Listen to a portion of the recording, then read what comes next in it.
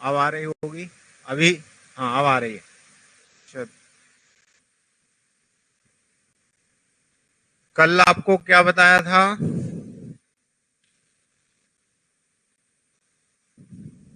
समुद्री सीमाएं बता रहे थे, क्यों? चलिए आगे कंटिन्यू करते हैं।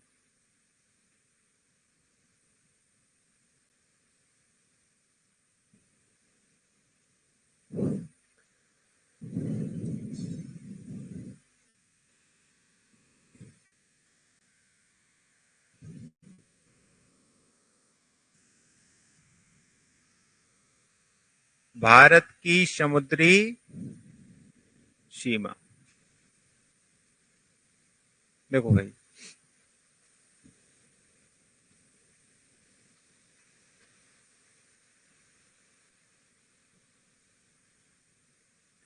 आगे मान,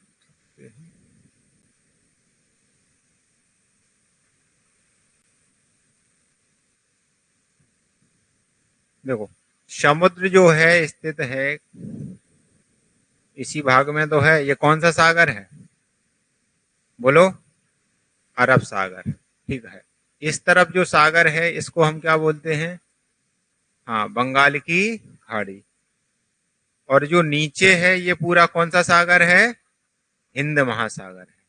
ठीक है। अब हम बात कर रहे हैं समुद्री सीमा की। तो किसी भी देश की समुद्री सीमा जो है यूएन का एक समझौता हुआ था उसके तहत फिक्स कर दी गई है कि किसी भी देश की जो सीमा है तट रेखा से, कहां से? तट रेखा से अगर हम 12 नॉटिकल मील तक या 12 समुद्री मील तक कहां चलेंगे? समुद्र की ओर। तो इतनी जो सीमा है उसको हम बोलेंगे प्रादेशिक समुद्री सीमा। क्या बोलेंगे? प्रादेशिक समुद्री सीमा। इसमें जिस देश का जो सीमा है उसका पूरा अधिकार होगा, जितना अधिकार उसका भूमि पर होता है, जितने काम वो भूमि पर कर सकता है उतने सारे काम वो 12 किलोमीटर के क्षेत्र में भी कर सकता है।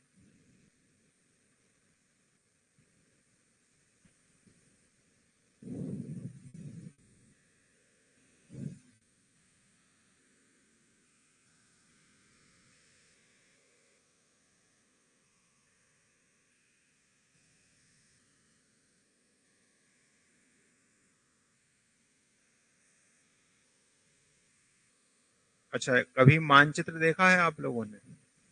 मानचित्र में भारत की जो स्थिति है तटों पर कैसी है? छिछली है। कैसी है?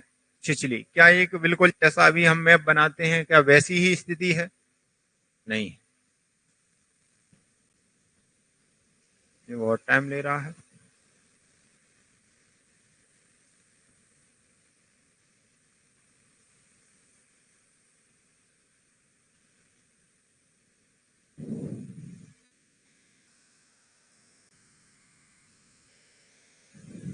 अपन ने लिखा था वो कहाँ गया?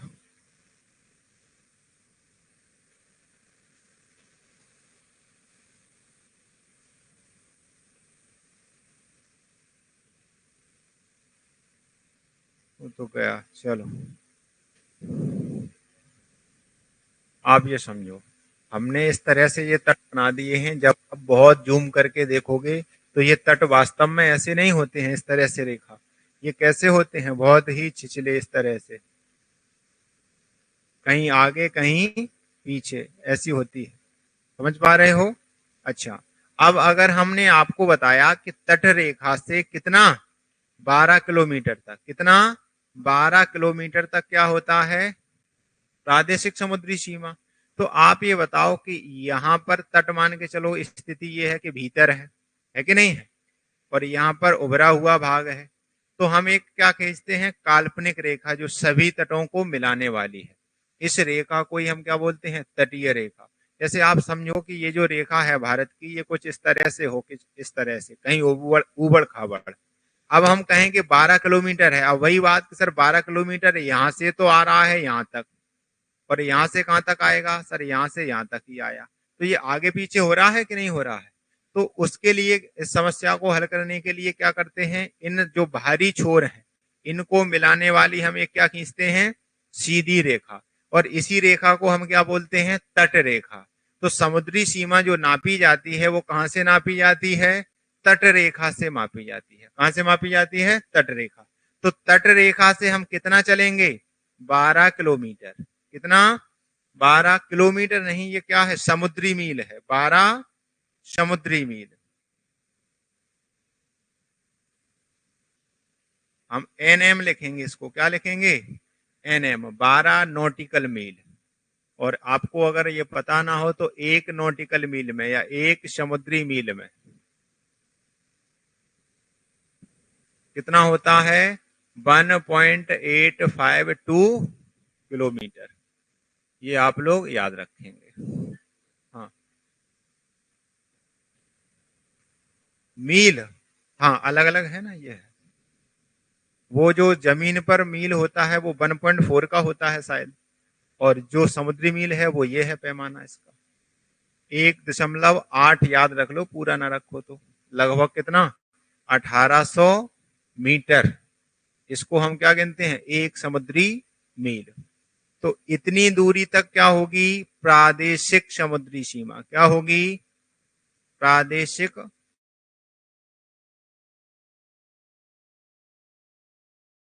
इसमें भारत को इतना अधिकार होगा जितना भारत का अधिकार बीच में होता है, भूमि पर होता है, वो सारे अधिकार यहां भी प्राप्त होंगे। अब हम बात करते हैं इसके आगे की। इसके आगे कल हमने आपको बताया था कि 12 के बाद तट रेखा से, यहां से नहीं, तट रेखा से कितना चलेंगे? 24 नॉटिकल मील तक। इसको हम क्या बोलते हैं? बोलो। संलग्न क्षेत्र। क्या बोलते हैं? संलग्न क्षेत्र। इस क्षेत्र में भारत को इतना अधिकार प्राप्त है कि कोई भी दूसरे देश का जहाज, जो व्यापारिक जहाज निकलते हैं पानी से, अगर यहां से गुजरता है तो अपन उस पर क्या लगा सकते हैं? टैक्स लगा सकते हैं। उसके अलावा भारत को यहाँ मछली वछली पकड़ने का पूरा अधिकार होता है। ठीक है। यहाँ साफ सफाई रखने की जिम्मेदारी भी किसकी होती है? भारत सरकार की। यहाँ साफ सफाई रख सकते हैं और पूरा खर्चा वगैरह अपन को मेंटेन करना होगा। यहाँ पर अपन सेना वेना सब तैनात करते हैं अपनी। समझ रहे हो? अच्छा, मैंने आपको बताया है कि तट रेखा से ही कितना? 200 नॉटिकल मील तक। कितना? इसको हम क्या बोलते हैं? अनन्य आर्थिक क्षेत्र। क्या नाम देते हैं? अनन्य आर्थिक क्षेत्र। अनन्य आर्थिक क्षेत्र। इसमें भाई भारत को क्या अधिकार प्राप्त है? इतने क्षेत्र में भारत कोई भी अनुसंधान का काम कर सकता है, कोई भी अनुसंधान का, खनिज वगैरह निकाल सकता है, उत्खनन कर सकता है। ये सब अधिकार भारत को प्राप्त है। शोध कर सकता है। ये अनुसंधान का मतलब यहाँ पर आप प्रयोग कर सकते हो। अभी आपने मान लो परमाणु बम बना लिया या कोई दूसरा नया बम बना लिया, कहाँ परीक्षण करें? तो यहाँ तक का क्षेत्र आपका ही है, कर सकते हो, कोई आपको नहीं रोकेगा कि ये हमारे यहाँ के समुद्र में क्यों कर दिया, क्योंकि 200 नॉटिकल मील तक आपका अधिकार है इस तरह का। हाँ, ये है कि अब मान लो कि यहाँ से कोई व्यापारिक जहाज, मान लो ये जहाज जा रहा है किसी भी अन्य देश का, मान लिया हमने, ये कहाँ का जा रहा है? यूक्रेन का जहाज जा रहा है। या यूक्रेन का क्यों जाएगा? यूक्रेन की तो सीमा ही नहीं लगती है।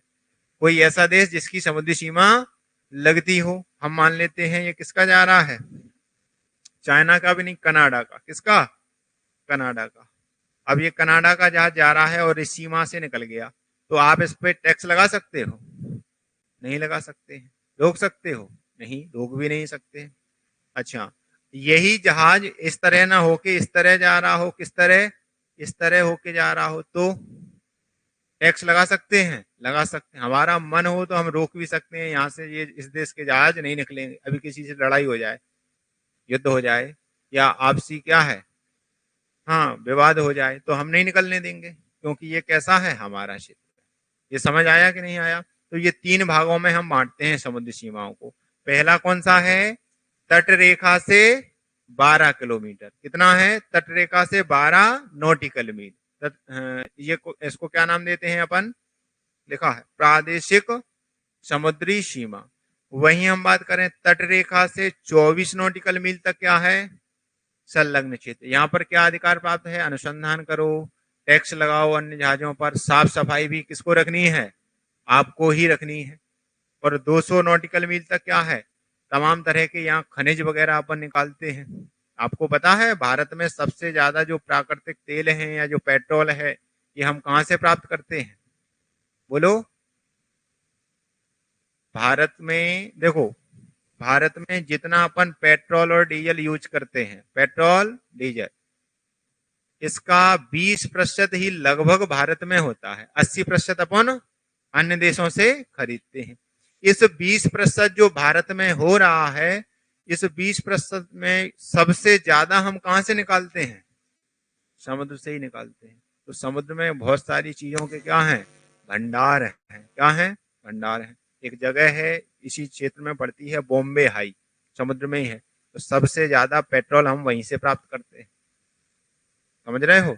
तो ये सब अधिकार हमें कहां तक प्राप्त होते हैं, 200 नॉटिकल मील तक। अब हमें ये बताओ, कल ये आप लोगों ने लिख लिया था, बोलो हाँ, किसको, मतलब हम समझे नहीं। अच्छा, किसी अन्य देश की सीमा, हाँ बिल्कुल, किसी अन्य देश की सेना यहाँ आएगी तो अपन रोक सकते हैं, सेना इसमें नहीं कोई लगा सकता है, बिल्कुल। किसी अन्य देश की सीना, जो सेना है उसको आप यहाँ नहीं आने दोगे, समझ गए हो।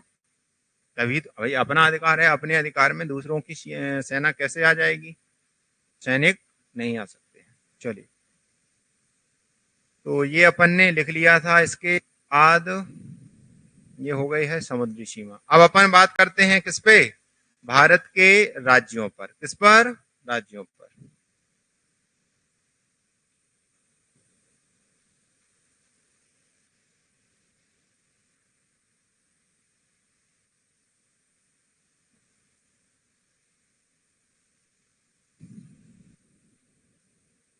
पहले हम आपको राज्य बता देते हैं, फिर अपन पड़ोसी देश पर चर्चा करेंगे। देखो, पहले राज्य इसलिए बता रहे हैं क्योंकि हम पड़ोसी देश बताएंगे। जैसे कल हमने आपको थोड़ा सा बताया था, पड़ोसी देश भारत के कितने हैं, बोलो, 9 हैं। कितने हैं, 9 हैं। उन 9 देशों में 7 देशों की जो सीमा है कहां से लगती है, स्थल से, और 2 देशों की सीमा जल से लगती है, ठीक है। अब हम आपसे पूछें कि भारत का कौन कौन सा राज्य है जो पाकिस्तान से सीमा बनाता है, बता सकते हो आप। क्योंकि अब मान लो लोग पहली बार पढ़ रहे हैं तो यही नहीं पता होगा कि कौन कौन से राज्य ऊपर हैं नीचे हैं, ये सबको पता है। तो पहले पढ़ते हैं अपन भारत के राज्य एवं केंद्र शासित प्रदेश। तो हेडिंग बना लो सभी, भारत के राज्य एवं केंद्र शासित प्रदेश।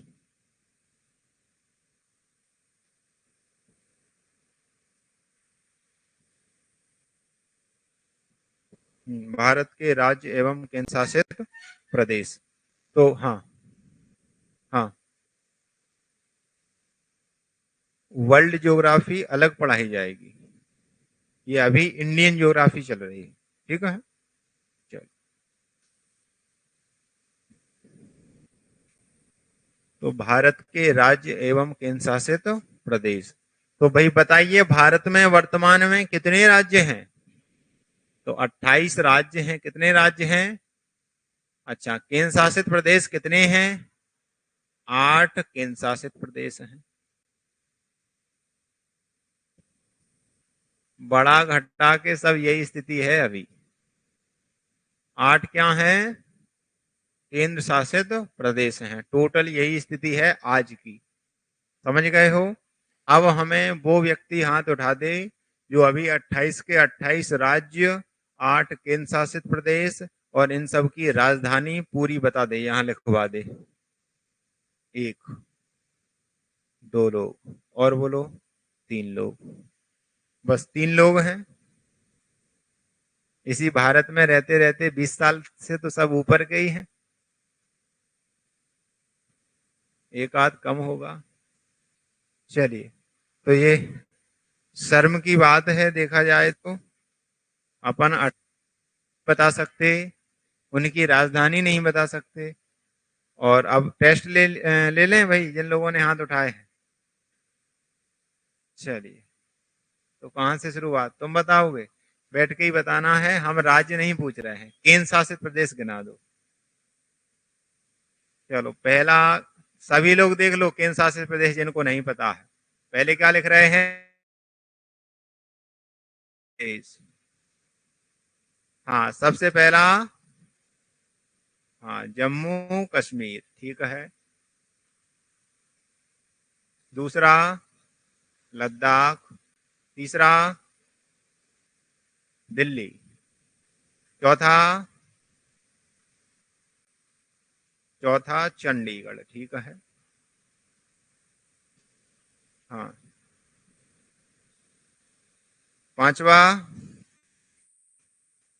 दादर एवं नगर हवेली, और इसी में के अलग, इसी में है, चलिए, दमन दीव, फिर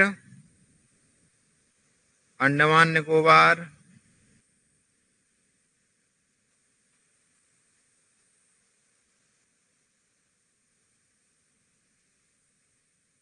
फिर लक्षद्वीप, फिर पांडिचेरी। चलो बता दिए। इनकी राजधानी बोलो। जम्मू कश्मीर की क्या है? श्रीनगर। क्या है? श्रीनगर। अच्छा, दूसरे की बताओ। दूसरे की क्या है? लद्दाख की क्या है? लेह। दिल्ली की? हाँ, नई दिल्ली। चलो और बोलो। चंडीगढ़ की? चलो, ये दादर नगर हवेली की, इसकी क्या है? दमन है। क्या है? दमन। अंडमान निकोबार द्वीप समूह की? Port Blair. और लक्षद्वीप की? लक्षद्वीप की क्या है? हम्म। चलो, पांडिचेरी की? बोलो। पांडिचेरी खुद ही। चलिए, तो ये जो हमने लिखे हैं ये क्या है? 8 केंद्र शासित प्रदेश हैं। अब हमें ये बताओ कि सबसे बड़ा केंद्र शासित प्रदेश कौन सा है? सबसे बड़ा केंद्र शासित प्रदेश कौन सा है? क्षेत्रफल की दृष्टि से ही पूछ रहे हैं। ये दिल्ली वाला कौन है? भाई, आपने नक्शे में लद्दाख नहीं देखा है? सबसे बड़ा, सबसे बड़ा, सबसे छोटा कौन सा है? सबसे छोटा बोलो। लक्षद्वीप है। कौन सा है? अच्छा, ये बताओ हमें, इन 8 केंद्र शासित प्रदेश में वो कौन सा प्रदेश है जो 3 राज्यों में फैला है? कौन सा है? पांडिचेरी। आप लोग नक्शे में हमें बता सकते हो पांडिचेरी कहाँ है? बोलो। चलिए, तो अब अपन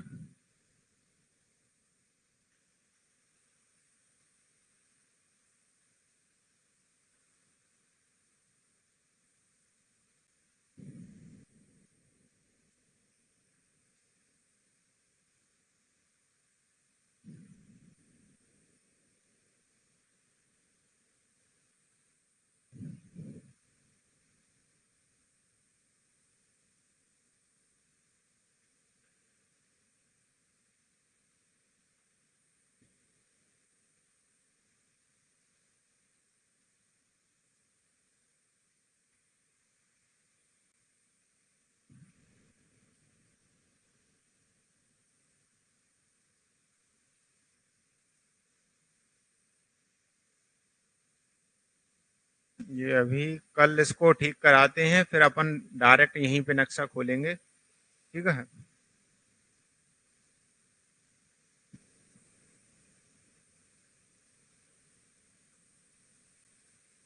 जा क्यों नहीं रहा?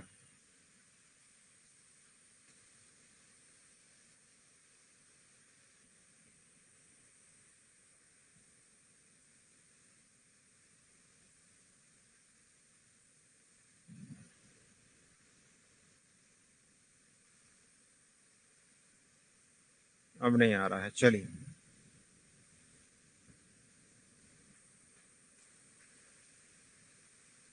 ये हो गए आपके क्या, केंद्र शासित प्रदेश। अब हम बात करते हैं किसकी, राज्यों की। राज्य कितने हैं, 28 हैं। पूरे गिना दोगे शुरू से?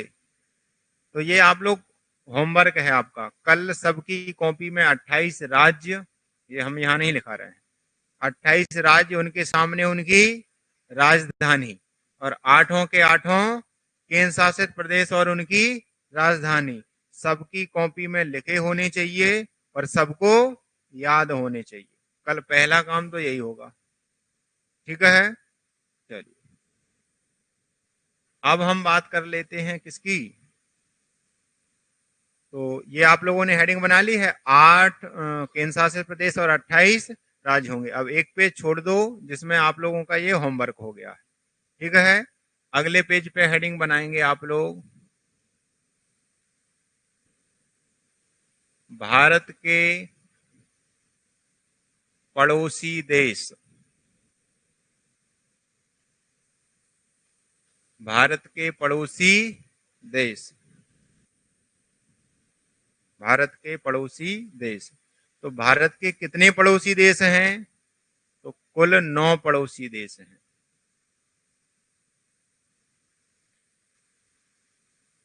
देश, हाँ, जिसमें से स्थलीय सीमा से जुड़े, स्थलीय सीमा से जुड़े कितने हैं, 7 हैं। और जलीय सीमा से जुड़े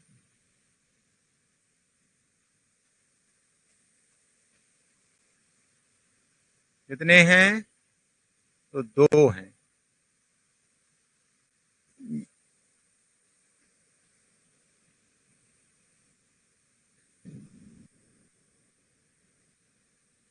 तो ये अभी मैप में अपन देख लेंगे। जैसे पाकिस्तान है, इस तरफ किसका लगता है, बांग्लादेश का लगता है, बस, ठीक है।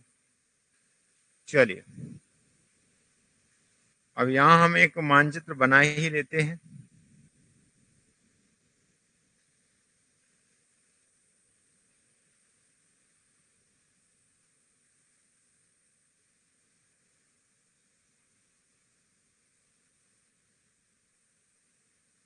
हाँ,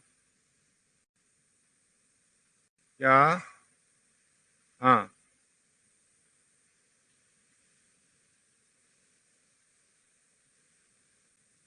श्रीलंका अपने मिलिट्री एरिया से मतलब, बिल्कुल है।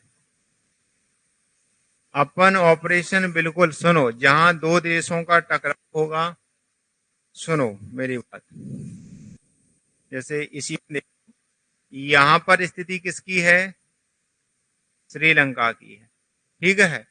तो यहाँ आपस में संधि होती है दो देशों के बीच, ठीक है। अब ऐसा थोड़ी है कि यहाँ आप केवल अपना एकाधिकार बनाओगे इन 200, अब 200 नॉटिकल मील वाला उसका भी तो गणित चलेगा कि नहीं चलेगा। हाँ, तो वही तो हम बता रहे हैं। तो यहाँ आपस में समझौता होता है, आप उनकी सीमा में नहीं जाओगे, हम उनकी सीमा में नहीं जाएंगे। जो खुला क्षेत्र है, ये हमने आपको सीमाएं बताई हैं, वहां है। अब आप 200 नॉटिकल मील तक अगर इस तरफ चलोगे नीचे, तो यहाँ मालदीव है, मलेशिया है, फिर ये सब थोड़ी अपने हैं। उन देशों के लिए भी तो लागू है ये, समझ रहे हो। तो उन देशों के बीच संधि के अनुसार जो जितना पावरफुल है, आप ये भी कह सकते हो। हाँ, उसका, अब जैसे चाइना है, कहाँ तक दावेदारी ठोक रहा है अपनी, दक्षिण चीन सागर में, वहां भी। तो ये अलग विषय है। हम एक जो सामान्य जो समझौता हुआ था यूएनओ का 1980-82 के आसपास हुआ था, हाँ 82 में, तो उसी के तहत ये सीमाएं फिक्स की गई थी, ठीक है। तो अगर किसी दूसरे देश की सीमा पड़ती है, तो वहां ये आपका सीमा थोड़ी लागू होगा, वहां उस देश की होगी। समझ पा रहे हैं, हाँ। अब सुनो वापस इधर, हम क्या पढ़ रहे हैं, भारत के पड़ोसी देश।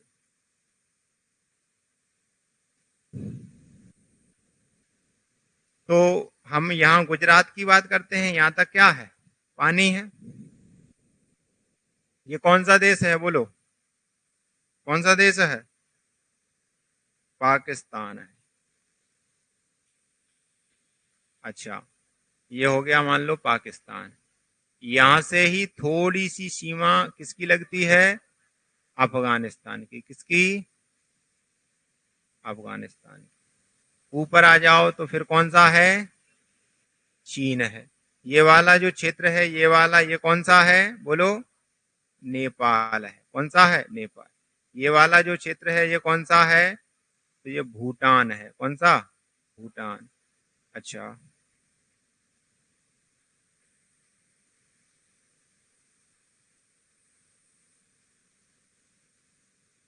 ये वाला जो क्षेत्र है ये कौन सा है? तो म्यांमार है। कौन सा है?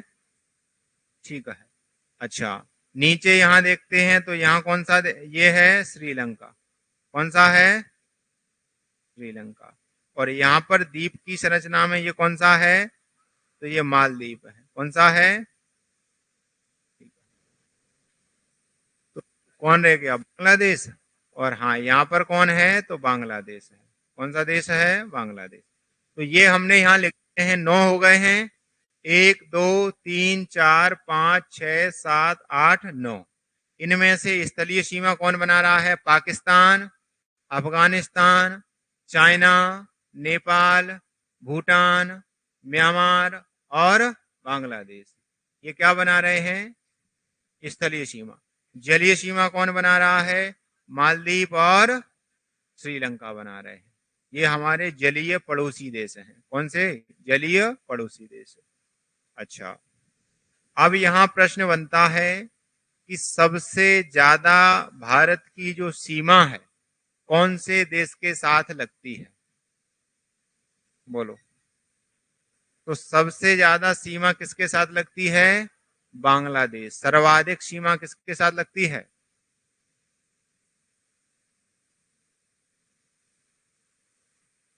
तो बांग्लादेश के साथ। किसके साथ? बांग्लादेश। बांग्लादेश के साथ 40-96 किलोमीटर, हाँ पॉइंट में 7 भी है, अगर याद आपको हो जाए तो बहुत अच्छी बात है। 7 किलोमीटर। इतनी सीमा किसके साथ लगती है? बांग्लादेश के साथ। वहीं अगर हम बात करें कि सबसे कम सीमा किसके साथ लगती है? बोलो। सबसे कम तो ये लगती है अफगानिस्तान के साथ। किसके साथ? अफगानिस्तान। कितनी लगती है अफगानिस्तान के साथ? 106 किलोमीटर। तो ये भी अपन को याद रखना। सबसे ज्यादा सीमा कहाँ? अब ये बांग्लादेश में आपको लग रहा होगा सर कैसे, तो यहाँ थोड़ा सा अपना क्या है, ये मैप गड़बड़ है। देखो, यहाँ क्या है, कुछ इस तरह से बांग्लादेश अंदर, तो ये जो है ना ये अंदर वाला, तो इस तरह सीमा बहुत लंबी हो जाती है। किसकी? बांग्लादेश की। इस कारण बांग्लादेश के साथ सबसे ज्यादा सीमा, बांग्लादेश के साथ सबसे ज्यादा सीमा आता है। तो इसको लिख भी लो आप लोग। लिखो। क्या ये हेडिंग बना ली है? भारत के पड़ोसी देश। तो पहले लिखो, कुल 9 पड़ोसी देश हैं। स्थलीय सीमा से जुड़े 7 और जलीय सीमा से जुड़े 9। पहले यहां तक लिख लो।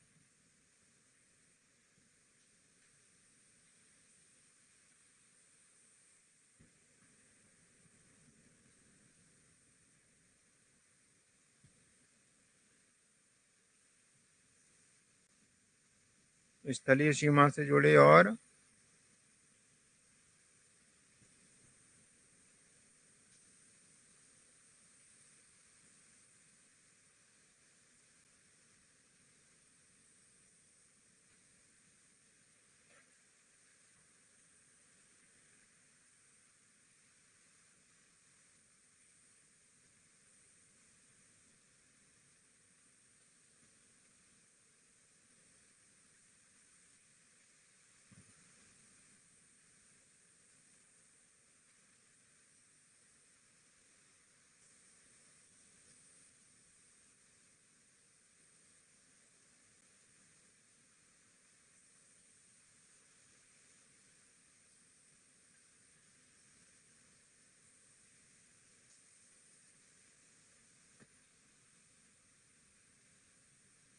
चलिए लिख लिया है। अब ये नाम लिख लो, 9 के 9 लिख लो। पाकिस्तान, अफगानिस्तान, चाइना, नेपाल, भूटान, म्यांमार, बांग्लादेश, श्रीलंका और मालदीव। ये जो जली हैं ये सबसे लास्ट में लिख देना। लिखो जल्दी, सातों के नाम लिख लो। लिखा है बोर्ड पे, पाकिस्तान, अफगानिस्तान, चीन, नेपाल, भूटान, म्यांमार, बांग्लादेश, श्रीलंका, मालदीव। श्रीलंका और मालदीव।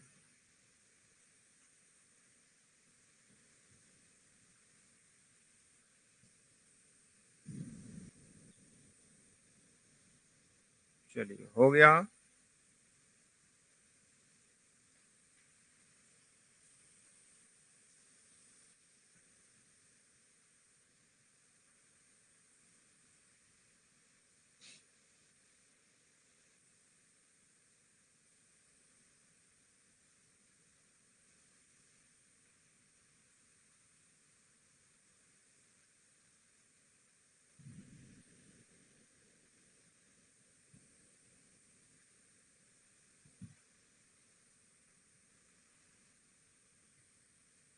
हम्म,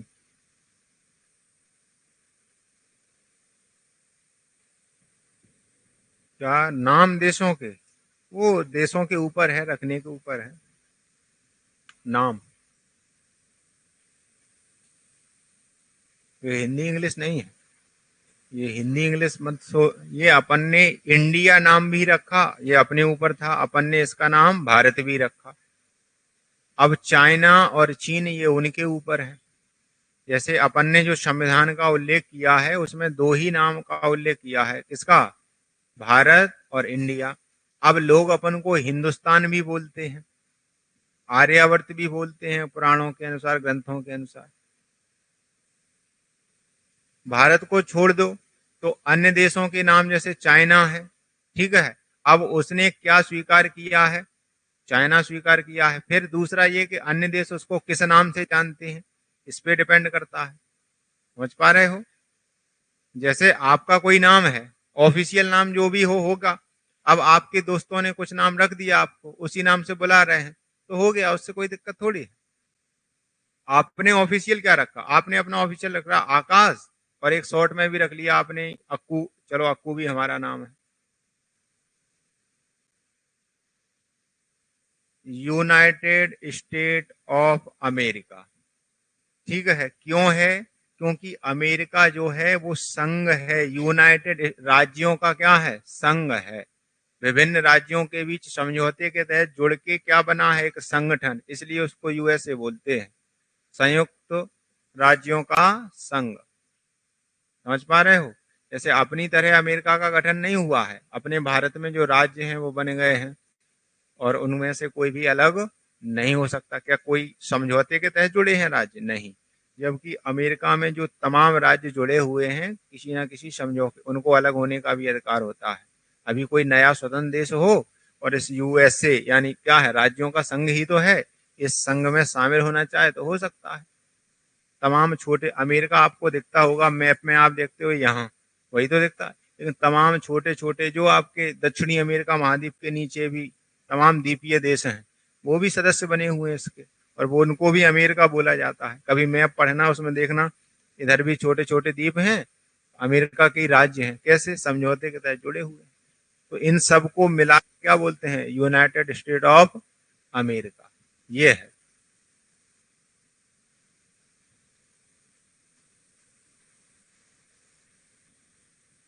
इसकी ट्रिक, ट्रिक है, ट्रिक हर चीज की है। अगर आप लोग चाहते हो तो हम दे भी सकते हैं।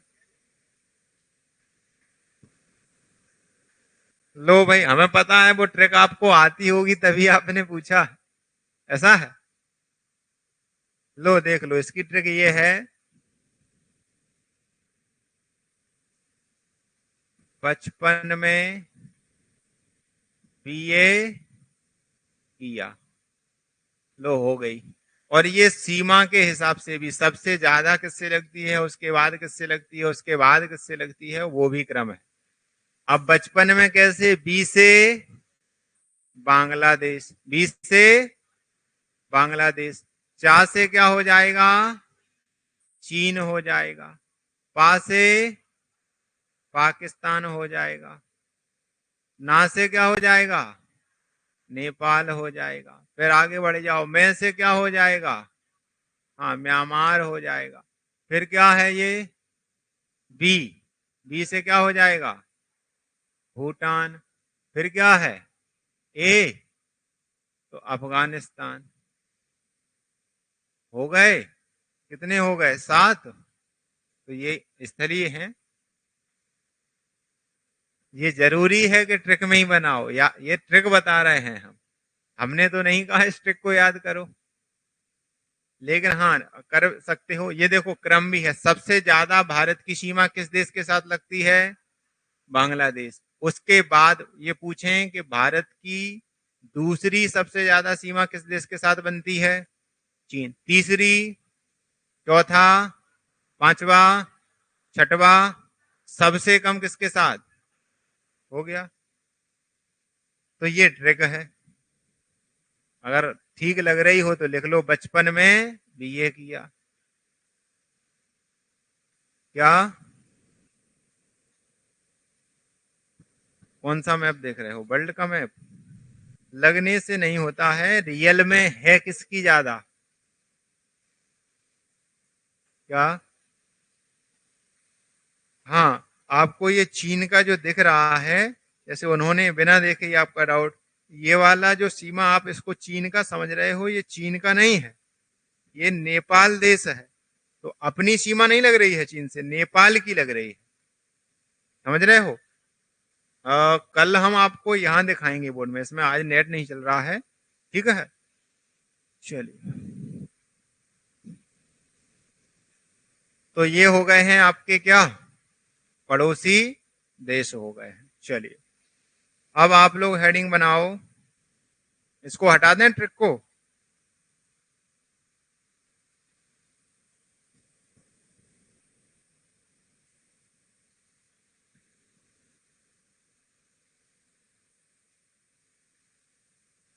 हाँ लिखो, पड़ोसी देशों के साथ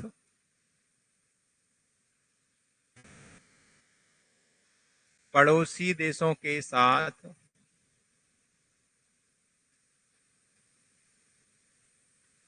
सीमा बनाने वाले भारतीय राज्य,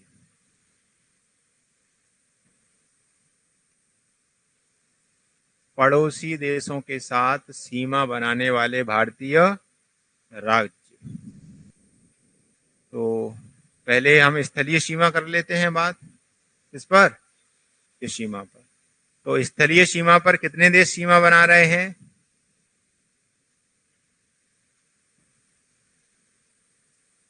7। कितने देश, 7 देश, ठीक है। सबसे पहला हम बात कर लेते हैं, आप बताओ, उसी से कर लेते हैं, किससे, बांग्लादेश से। चलो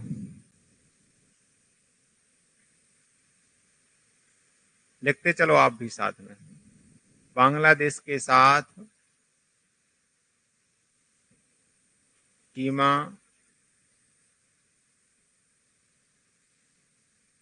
बनाने वाली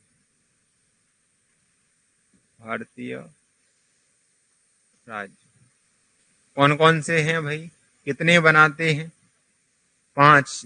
कितने, 5 राज्य। कौन कौन से हैं तो सुनो, सबसे पहला है पश्चिम बंगाल, कौन सा है,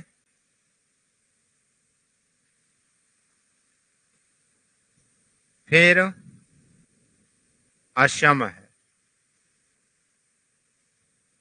हाँ, फिर मेघालय, फिर मिजोरम है, कौन सा है, और फिर त्रिपुरा है, बिल्कुल। 5 हो गए हैं, तो ये लिख लो।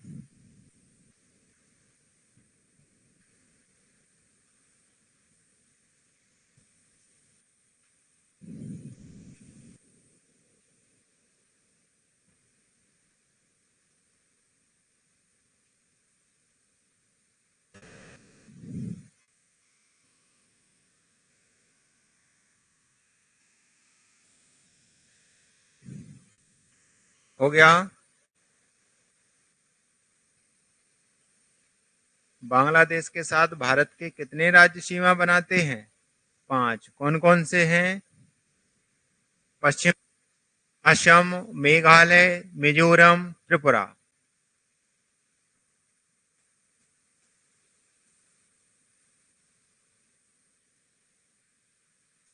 हो गया। चलिए दूसरा देश लिखो। चीन के साथ लिख लो। किसके साथ? चीन के साथ। कितने देश बनाते हैं चीन के साथ? सॉरी, कितने राज्य? हाँ, 4 राज्य और 1 केंद्र शासित प्रदेश।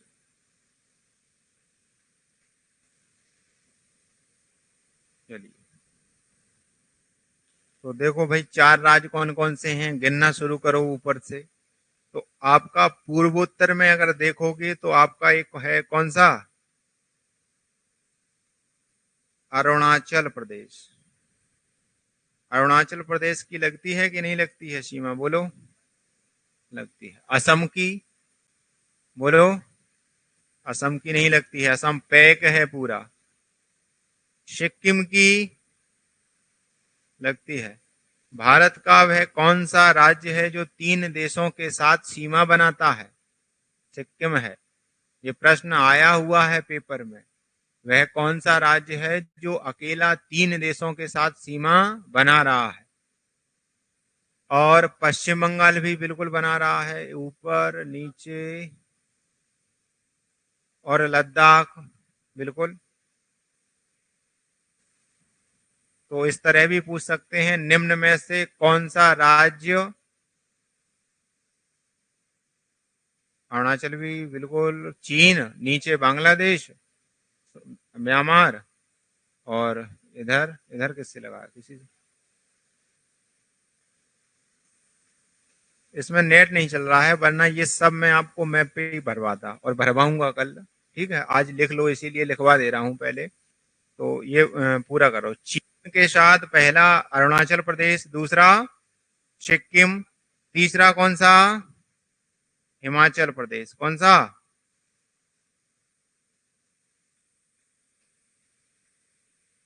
हाँ, और चौथा कौन सा है? उत्तराखंड। और केंद्र शासित प्रदेश कौन सा है? तो लद्दाख है। कल मैं आपको ये सारे जो राज्य हैं ये मैप पे ही भरवाऊंगा, तो सब लोग ब्लैंक मैप ले आना, ठीक है? हाँ, आज भी बोला था। लेके आया है कोई? चलो बढ़िया है, कल सबके हाथ में होना चाहिए, तो अपन मैप ही भरवाएंगे पहले।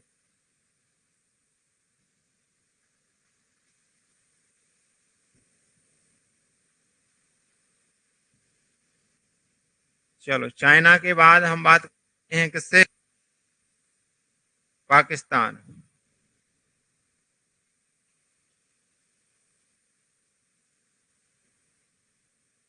पाकिस्तान के साथ कौन सीमा बना रहा है? तो देखो, राजस्थान की लगती है, बिल्कुल लगती है। पंजाब की लगती है, लगती है। गुजरात की, और एक आपका क्या है, केंद्र शासित प्रदेश है। हाँ सॉरी, 2। जम्मू कश्मीर और लद्दाख। पहले एक ही थे, अब इनको क्या है, हाँ, 2 भागों में दिया है। तो ये 2 क्या हो गए हैं, केंद्र शासित प्रदेश, तो इनको भी।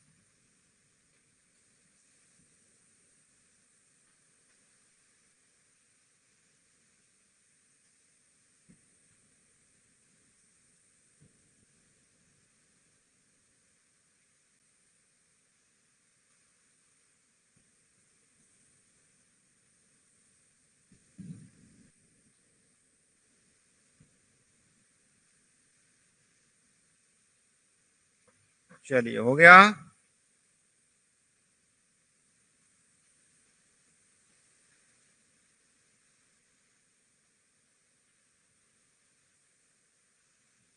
अगला लिखो, पाकिस्तान हो गया है। अब हम बात कर लेते हैं किसकी, कोई भी ले लो, भूटान ले लो। कौन सा, भूटान। तो भूटान के साथ कौन कौन सीमा बनाता है, कौन कौन से हैं बोलो। तो सिक्किम, पहला कौन सा है, सिक्किम। दूसरा पश्चिम बंगाल। फिर आपका अरुणाचल प्रदेश, और सबसे अंत में असम। तो ये हो गए हैं आपके 4 राज्य जो भूटान के साथ क्या बना रहे हैं। और भूटान के साथ ही अपन नेपाल के भी लिख लेते हैं। तो नेपाल के साथ सीमा बनाने वाले राज्य, तो देखो, लगाओ दिमाग, नेपाल के साथ कौन कौन बना रहा है। तो उत्तराखंड बिल्कुल बनाता है। हाँ, फिर आपका उत्तर प्रदेश, उत्तर प्रदेश के बगल से कौन सा लगा है, बिहार। फिर कौन सा है, और सिक्किम भी बनाता है।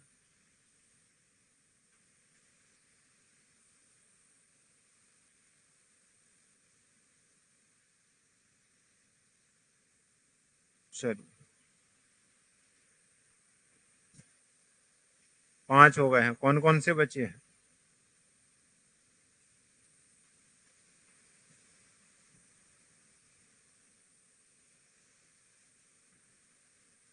म्यांमार के साथ। सुनो भाई, तो अरुणाचल प्रदेश बनाता है,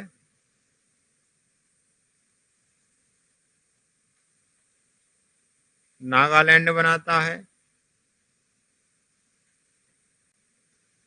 हाँ, और कौन बनाता है, मिजोरम और मणिपुर। ये किसके साथ जुड़े हैं, म्यांमार के साथ।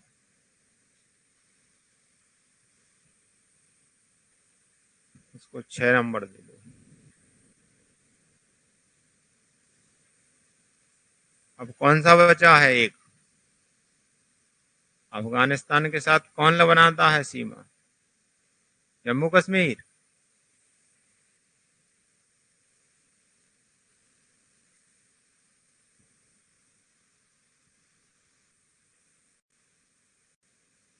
तो अफगानिस्तान के साथ अब जम्मू कश्मीर की सीमा नहीं लगती है। पहले जब एक ही था तो आप मान सकते थे, अब नए मैप में लद्दाख को विभाजित कर दिया है, तो जम्मू कश्मीर बहुत छोटा भाग रह गया है, अफगानिस्तान के साथ सीमा नहीं रखती है इसकी।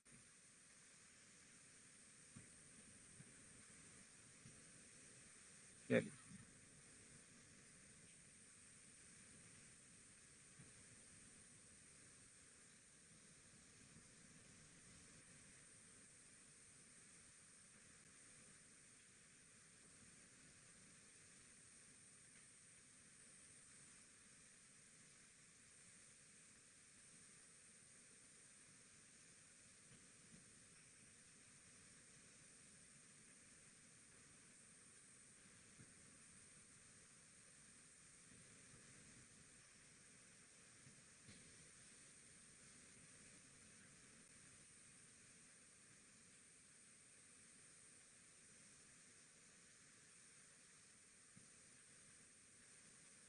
चलिए हो गया है, बोलो। चलिए, तो ये हो गए हैं पड़ोसी देशों के साथ सीमा बनाने वाले भारत के राज्य। स्थलीय सीमा इन्हीं की लगती है। अब दो आपके कौन कौन से बचे हैं, श्रीलंका और मालदीव। इनसे तो जलीय सीमा लगती है, इनसे राज्य क्या बताओगे आप। तो यहाँ 2 प्रश्न अपने पुराने छूट गए हैं, जैसे हमने कल आपको पढ़ाया था भारत की जो स्थलीय सीमा है, भारत की स्थलीय सीमा कल कितनी बताई थी? बोलो, याद है कि भूल गए हो? 15,200 किलोमीटर। जलीय सीमा कितनी बताई थी? जलीय सीमा बताई थी 6100 किलोमीटर। और यही जलीय सीमा हमने आपको द्वीपों सहित बताई थी। कैसी? द्वीपों सहित कितनी हो रही थी? 7,516 किलोमीटर। और टोटल अगर हम इसकी बात करें, भारत की स्थलीय और जलीय सबको मिला के टोटल, हाँ, तो कुल हो रही थी, इनको जोड़ दोगे तो कितना होगा? 22,716 किलोमीटर। यहाँ दो प्रश्न और आप इसमें ऐड कर, सबसे लंबी तटरेखा, सबसे लंबी तटरेखा किस राज्य की है भाई?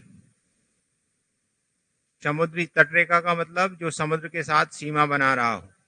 सबसे ज्यादा बताओ किसकी सीमा लगती है? गुजरात की। तो याद रखना किसकी लगती है? गुजरात की। अब प्रश्न को अगर थोड़ा सा बदल दिया जाए, सबसे लंबी तटरेखा वाला केंद्र शासित प्रदेश कौन सा? अंडमान निकोबार। लिखो।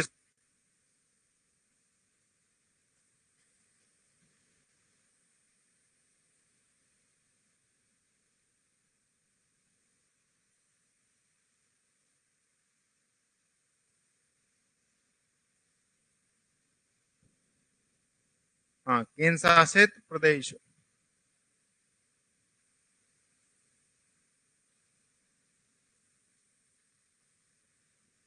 तो याद रखेंगे कौन सा है? अंडमान निकोबार। अब एक प्रश्न का जवाब देना है, सुनो भाई। सबसे लंबी तटरेखा किसकी हो गई है? गुजरात की। राज्य पूछें तो। और केंद्र शासित प्रदेश पूछें तो अंडमान निकोबार। और ये पूछें कि चाहे राज्य हो या चाहे केंद्र शासित प्रदेश हो, सबसे ज्यादा तटरेखा किसकी है, फिर किसकी होगी? तो याद रखना, फिर अंडमान निकोबार की होगी। किसकी होगी? अंडमान निकोबार की। तो इसके आगे अपन कल कंटिन्यू करेंगे। क्या? स्थलीय राज्य की अगर बात करेंगे तो स्थलीय तो सारे राज्य ऊपर, समझ पा रहे हो? केवल एक राज्य की बात करेंगे तो लद्दाख हो जाएगा। कौन सा हो जाएगा? लद्दाख। ठीक है, चलिए।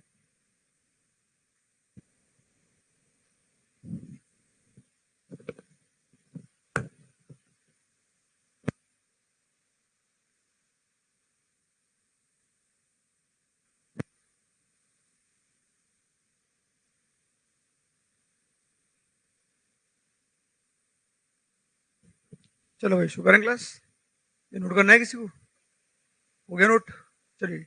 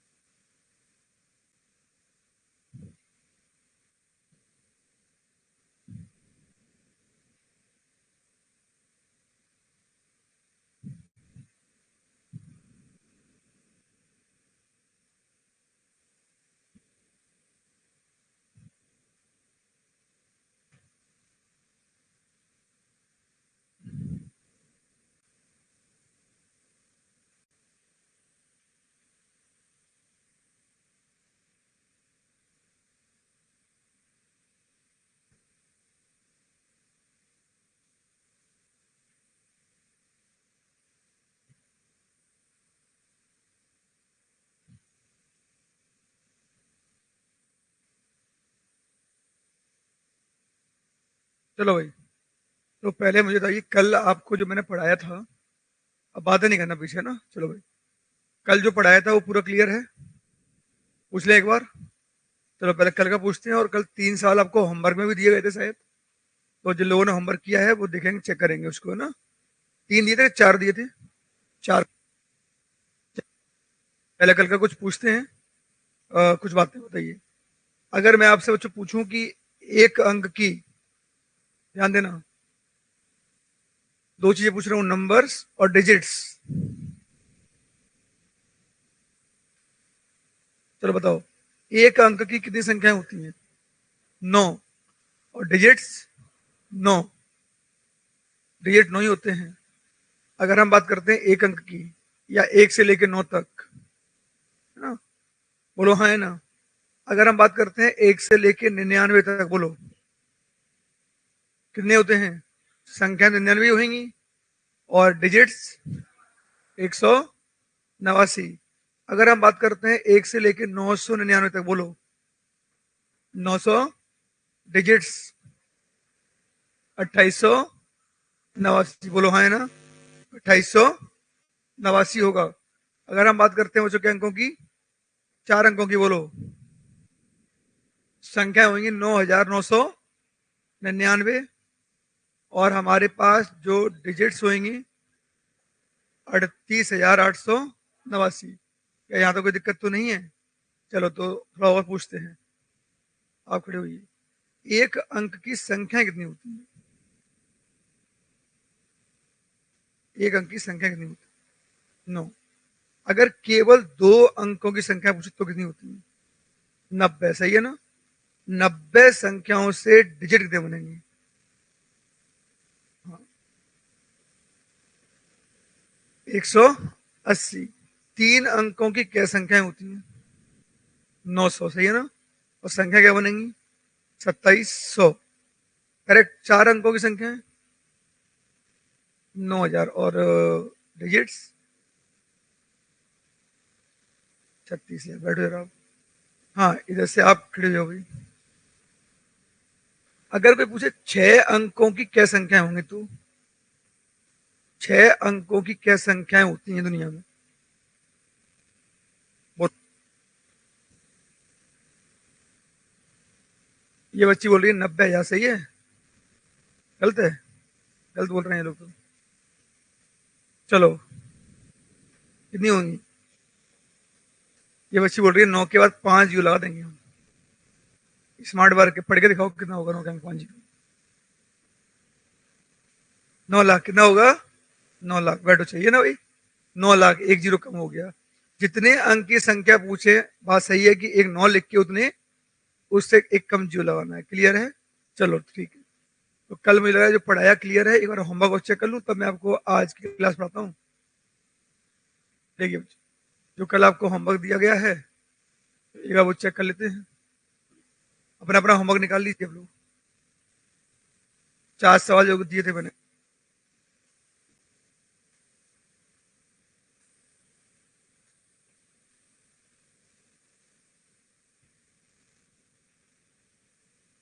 देखिए बच्चों, कल आपको ये बच्चों, पहला, बातें नहीं करना, क्या यही क्वेश्चन था पहला? चलो ओके, तो बताइए सर।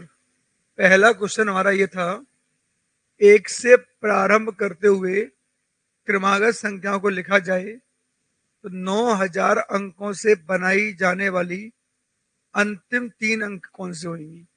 तो जो आप लोगों ने किया है, बोलो इनमें से कौन सा आंसर है? क्या 252 आ रहा है? ऐसे कौन बच्चे इनका आंसर नहीं आ पाया है? नहीं आ पाया आपका? चलो ठीक। तो जिनका नहीं आ पाया वो देखिए, 9000 लिखा होगा आप लोगों ने। तो जिनका नहीं आया, मैं उनसे बात कर रहा हूँ, बाकी लोग नहीं बोलना अभी। 9000 अंक देख के मैंने एक बात समझ पाया कि सर हम कम से कम के अंकों में पहुंच चुके हैं? 3 पार कर चुके हैं। क्योंकि एक अंक में 9 ही अंक होते हैं। 2 अंकों की संख्या 189, और 3 अंकों में 2889, और ये 2889 से ऊपर जा चुका है। दैट मीन्स हमको में होंगे 4। 4 में से चौथा तो यहाँ कर दो पहले, है ना, और यहाँ इकट्ठे 1 + 2 प्लस, और 3 अंकों में हाईएस्ट डिजिट होते हैं 288। बोलो है ना? 9000 में से हम इतना माइनस करेंगे तो यहाँ आ जाएगा। तो कितना आएगा? 9000 माइनस 2889, 10 में से 9 गया तो 1, 9 में से 8 गया तो 1, 9 में से 8 गया तो 1, और यहाँ 8 में 2 है तो बताइए क्या आप लोगों ने घर पे ऐसे ही किया था? और बच्चों बताओ, यहाँ हमें कंफर्म पता है ये डिजिट हैं, इनके नंबर्स बनेंगे कितने? 3 अंकों की संख्या है। 3 अंकों की सबसे बड़ी संख्या कौन सी होती है? 999 होता है। क्लियर है भाई? तो बताइए बालिकाएं, ये 4 अंकों की है तो कल सिखाया गया है 4 का भाग कर देंगे हम लोग। बताइए 4 एकम 4, 2 बचेगा, 4 पंचे 20, 1 बचेगा, 4 दूनी 8, फिर क्या बचेगा? 3, 4 सत्ते 28, क्या बचेंगे? बोलो, क्या ऐसे करना कल सिखाया गया था? इन दोनों को ऐड करना कल सिखाया गया था बच्चों, तो इन्हें ऐड करेंगे 9 और 7 16 की 6, हासिल 1, 2 और 1 3, 3 और 9 12 की 2, हासिल 1, 5 और 1 6 और 9 15 5 हासिल 1, क्या ये बनेगा? लेकिन रुको, ये क्या अंक की संख्या बन गई? इसके पहले कौन सी होगी? 25 26, तो ये 25, और ऐसे कहां तक चलेंगे हम लोग? लेकिन अब बताओ, क्या ये हमें कुछ इशारा कर रहा है? क्या इशारा कर रहा है कि आगे क्या अंक आएंगे? 4, 25 26 के बाद क्या आती है? 25, बोलो आती है। तो आएंगे 4, परंतु लेने कितने हैं? 3 लेने हैं। तो बच्चों क्या ये पूरे लेंगे कि 7 को हटा देंगे? तो बोलो, क्या ये हटा दिया? समझ में आया? क्या ये बात कल सिखाई गई थी आप लोगों को? 4 में से 3 लेने हैं।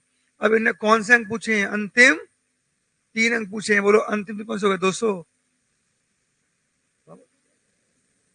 क्या बताओ, जो बच्चे कल पढ़े थे, कल जो बच्चे कल नहीं आए हों, अभी समझ में नहीं आएगा आपको? क्या जो कल आए थे उनका क्लियर है? ये कुछ पूछना है इसमें? नहीं? ठीक है, पहला होमवर्क का क्वेश्चन यही था बच्चों कल। दूसरा बच्चा करते तब मैं आपको अंक बढ़ाऊं। कितने लोग कर पाए इसको आंसर? बोलो कितना आया? 91।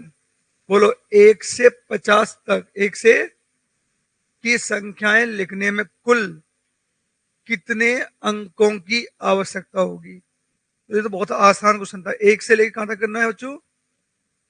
ऐसे मानो कि मुझे 1 से 50 तक टाइपिंग करनी है। 1 से 50 तक तो अपने बटन कितनी बार दबाने होंगे, ये तो क्वेश्चन है। तो आप बताओ 1 से लेके 9 तक, पहले आप 1 से लेके 9 तक सोचो। 1 से लेके 9 तक बटन क्या दबाएंगे? 9 ही बार। देखिए जैसे ही कहानी 10 से लेके कहां आएगी? 50 तक, तो क्या हर संख्या 2-2 अंकों से बनेगी? तो पहले तो हमें ये देखना पड़ता है कि संख्याएं कितनी हैं। और कल शायद संख्या निकालने की एक सिंपल ट्रिक सिखाई थी। बोलो 50 में से घटाओ 40 और 1 जोड़ दो, तो यहां संख्या कितनी है? और एक संख्या के लिए बटन क्या बात दबाने पड़ेंगे? तो 41 संख्याओं के लिए। क्लियर है बच्चों? ये तो और आसान हो गया शायद क्वेश्चन।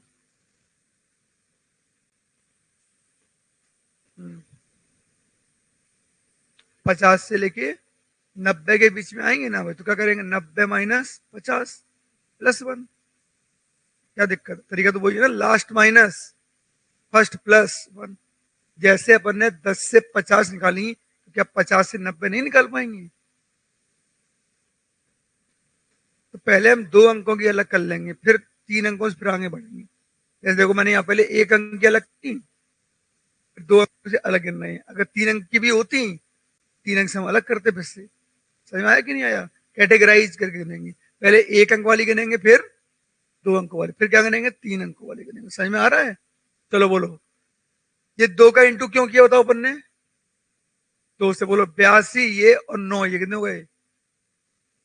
91। क्लियर हुआ? ये तो और आसान हो गए शायद। अगर अंक निकालने हो तो और क्वेश्चन आसान हो जाते हैं। बोलो क्लियर है बच्चों? तो क्या घर पे कोई बच्चा इंक में कर पाया था? देख लीजिए पहले।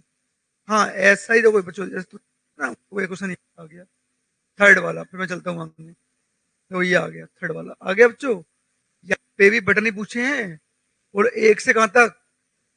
अब 1 से 100 जाएंगे तो बोलो क्या कैटेगरी हो जाएंगी? 3, 1 अंक वाली, 2 अंक वाली, और अलग अलग करिए। पहले तो 1 से 100 जाना है, ये क्वेश्चन एमपीएसआई में है, वो क्वेश्चन है बच्चों। हाँ, एमपीएसआई में सेम क्वेश्चन था ये वाला। 1 से लेके 9 तक गिनो पहले, 1 कैटेगरी।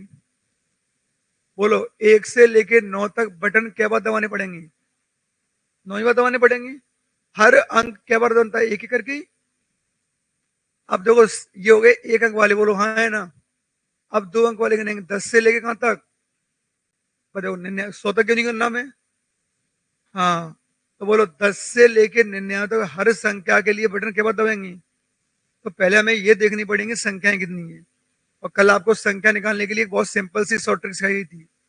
99 में से 10 घटाओ और माइनस +1, बोलो हाँ है ना। 99 और 1, 100 में 10 गए। और हर संख्या के अंकों से बनेगी, तो आपको बटन दबाने पड़ेंगे 180 बार। क्या ये कल सिखाए गए थे आप लोगों को? और अब बताओ 3 अंक की संख्या है, 3 अंकियां कौन संख्या है? केवल एक ही। 100 संख्या है कि एक ही संख्या है? और 100 को लिखने के लिए बटन क्या दबाने पड़ेंगे अपन को? 3 बार दबाने पड़ेंगे, बोलो हाँ है ना। तो बताओ पहले कितने हो गए हमारे? 9। फिर कितने हो गए? 180। 180 और 9 89। और 100 को दबाने के लिए 3 बार, कितने हो गए? 192। क्या देखो आपका आंसर 192 था? सही था आप लोगों को 192? कोई दिक्कत तो नहीं है? चलिए भाई ठीक है। और कोई क्वेश्चन भी है कोई होमवर्क में? इतने ही थे बस? कौन सा देखो क्वेश्चन के 100 500? हाँ भाई, तो 1 500 सोचो। तो मौके गिने इस बार? चलो बताओ गिनोगे मौके? चलिए 1 से लेके 9 तक बोलो। 9। फिर आप 2 अंकों में आएंगी। 10 से लेके कहां तक? 99 तक। बोलो 10 से लेके 99 तक, बोलो कितने हो जाएंगे? 180। बिल्कुल सेम तरीका होगा देखो। बोलो 1 से लेके 9 तक, 9 हो गए। और 10 से लेके 90 नंबर होंगे, गुणा 2, बोलो 180 हो गए। और अब बताओ कहानी कहां शुरू होगी? 100 से कहां तक? 500 तक है कि 500 के पीछे? देखना 500 तक है, ठीक है। बोलो तो बोलो बच्चों 500 में 100 घटाओ, 1 जोड़ दो, 700। और अब रुको, अब एक संख्या के लिए बटन क्या दबेगा? 3 बार दबेगा। बोलो 3 का इंटू करेंगे, 3 का 3 चौको। क्या ये सब जोड़ने पड़ेंगे? तो 9 बार बटन यहां दबाने पड़े, 180 बार बटन यहां दबाने पड़े, और 1203 बार बटन यहां दबाने पड़ेंगे। बोलो हाँ है ना। इन्हें ऐड किया होगा आप लोगों ने। तो बच्चों इन्हें ऐड करेंगे तो ये 180 और +9, 9 3 12 की 2 हासिल 1, 8 और 1 9, 2 और 1 3। क्या किसी का आंसर ये है? 1392 है। देखो तो क्या और कोई होमवर्क में है कि पूरा हो चुका है? क्लियर हो गया पूरा? चलिए तो अब सब बच्चे, कल हम लोगों ने 2 काम सिखाए थे, डिजिट से नंबर और नंबर से डिजिट। क्या दोनों चीज क्लियर हैं? जब आपको ये प्रैक्टिस शीट मिलेगी तो क्या कर पाएंगे? अभी तक हम लोग 2 चीज सीख चुके हैं, बताओ कंफर्म में। क्या स्थानीय मान क्लियर हो गया? सोमवार को सिखाया था 2 चीज है ना। जातीय मान क्लियर हो गया। आज कल क्या सीखा था हम लोगों ने? डिजिट्स और नंबर। क्या डिजिट और नंबर काउंट कर पा रहे हो आप लोग? चलो बहुत बढ़िया। चलिए अब बढ़ते हम लोग आगे अगली क्लास की ओर। तो लगाओ भाई नंबर सिस्टम का टाइप नंबर 3। तो बातें नहीं करना हो सकती ना। चलिए आज का हेडिंग करो बच्चों।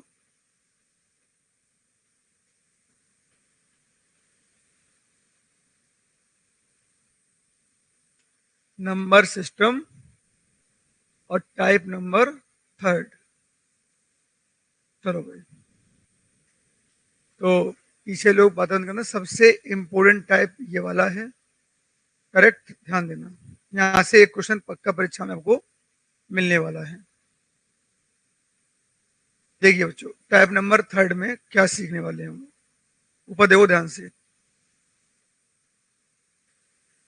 टाइप नंबर 3 में से एक क्वेश्चन हमेशा आएगा। इसका नाम है, लिखिए, unit digit of A number. नाम डाल दो, unit digit of A number. ठीक है, या हिंदी में बोलेंगे बच्चों इसे किसी संख्या का इकाई का अंक, किसी संख्या का इकाई का अंक, ये बातें कहाँ हो रही है, बातें नहीं करो ना। किसी संख्या इकाई का अंक या बच्चों अंतिम अंक। चलो भाई ठीक है, तो यहां से हमेशा एक क्वेश्चन बनता है हर पेपर में। नंबर सिस्टम का अगर कहें तो सबसे महत्वपूर्ण पार्ट इसमें शामिल है। चलो भाई, किसी संख्या का इकाई का अंक निकालना या बच्चों अंतिम अंक निकालना। ठीक है, देखो बच्चों सिंपल चीज है, ध्यान देना। पहले क्वेश्चन क्या है समझना। परसों मैंने आपको ये सिखाए थे कि इकाई का अंक किसे कहते हैं। जब हम लोग अपने सीधे हाथ से गिनते हैं तो पहला अंक कौन सा होता है हमारा, इकाई का अंक होता है। क्लियर। और अगर इधर से गिनते हैं तो अंतिम अंक को क्या बोलते हैं बच्चों, हम इकाई का अंक बोलते हैं। सुनना, जैसे हमारा कोई नंबर लिखा है, मान लो ABCD, तो इस संख्या में इस संख्या को बोलते हैं हम क्या, इकाई का अंक। जो आपकी किसी भी संख्या का लास्ट डिजिट होता है इसे हम इकाई का अंक बोलते हैं, या इंग्लिश में यूनिट डिजिट कहते हैं। ठीक है, शॉर्ट में बोला करेंगे हम यूडी। क्या बोला करेंगे, UD. Clear, U for unit और डी फॉर डिजिट। क्लियर है बच्चों इतना, एक बात समझ में आ गई। अब यहां से 4 या 5 तरीके से क्वेश्चन बनते हैं। पहला तरीका देखना क्वेश्चन का, यहां से बच्चों पहला क्वेश्चन क्या बनेगा, इस प्रकार से कुछ ध्यान देना। जैसे मैं आप लोग सिंपल सी बात पूछूं, 234 गुणा 132 गुणा 774 या कुछ भी लिखो 370 के गुणनफल में, गुणनफल को इंग्लिश में बोलेंगे प्रोडक्ट, के गुणनफल में इकाई का अंक क्या है। क्लियर, इकाई का अंक बच्चों क्या है, कोई दिक्कत। तो ऐसे क्वेश्चन परीक्षा में आते हैं, पहला टाइप। तो ऐसे क्वेश्चन जब भी बच्चों परीक्षा में आए और हमें एक का अंक निकालना है तो हम ये मान चलना है कि आपको किसी और अंकों से मतलब है ही नहीं, चाहे परीक्षा में कितनी बड़ी संख्या क्यों ना आ जाए। हमें यहाँ 2 से कोई मतलब नहीं है, 3 से कोई मतलब नहीं है, तो हम केवल कौन सा अंक पूछ रहे हैं आपसे, इकाई का अंक पूछ रहे हैं। तो इन अंकों से मतलब नहीं है, ना हमें 1 से, ना 3 से, ना 3 से, ना, हमें केवल इकाई के अंकों को ही दिखना चाहिए। बात समझ में आ गई थी। और बस आप इनका क्या करें, गुणनफल का इंग्लिश होता है प्रोडक्ट, है ना। तो आप इन्हें गुणा कर लो, 4 दूनी 8, वो 2 जा 8। क्या इतना समझ में आया आप लोगों को। और फिर बच्चों 8 4 जा 32, 8 चौको 32। 32 पूरा मत लिखो, 32 में भी केवल इकाई का अंक लिखो। बोलो कितना आ गया, 2। क्या आगे कोई संख्या और है, नहीं है। तो आपका इस सवाल का यूडी नंबर कितना आ गया, 2 आ गया, खत्म। ऐसा करना है। क्लियर हुआ, बताइए। 4 दूनी 8, 8 चौको 32 की 2। इस सवाल में इकाई का अंक कितना आ गया, 2 आ गया। बोलो क्या कोई दिक्कत है। तो आपके मन में कोई क्वेश्चन हो तो पूछ सकते हो। यहां इनका प्रयोग क्यों नहीं किया अपन ने,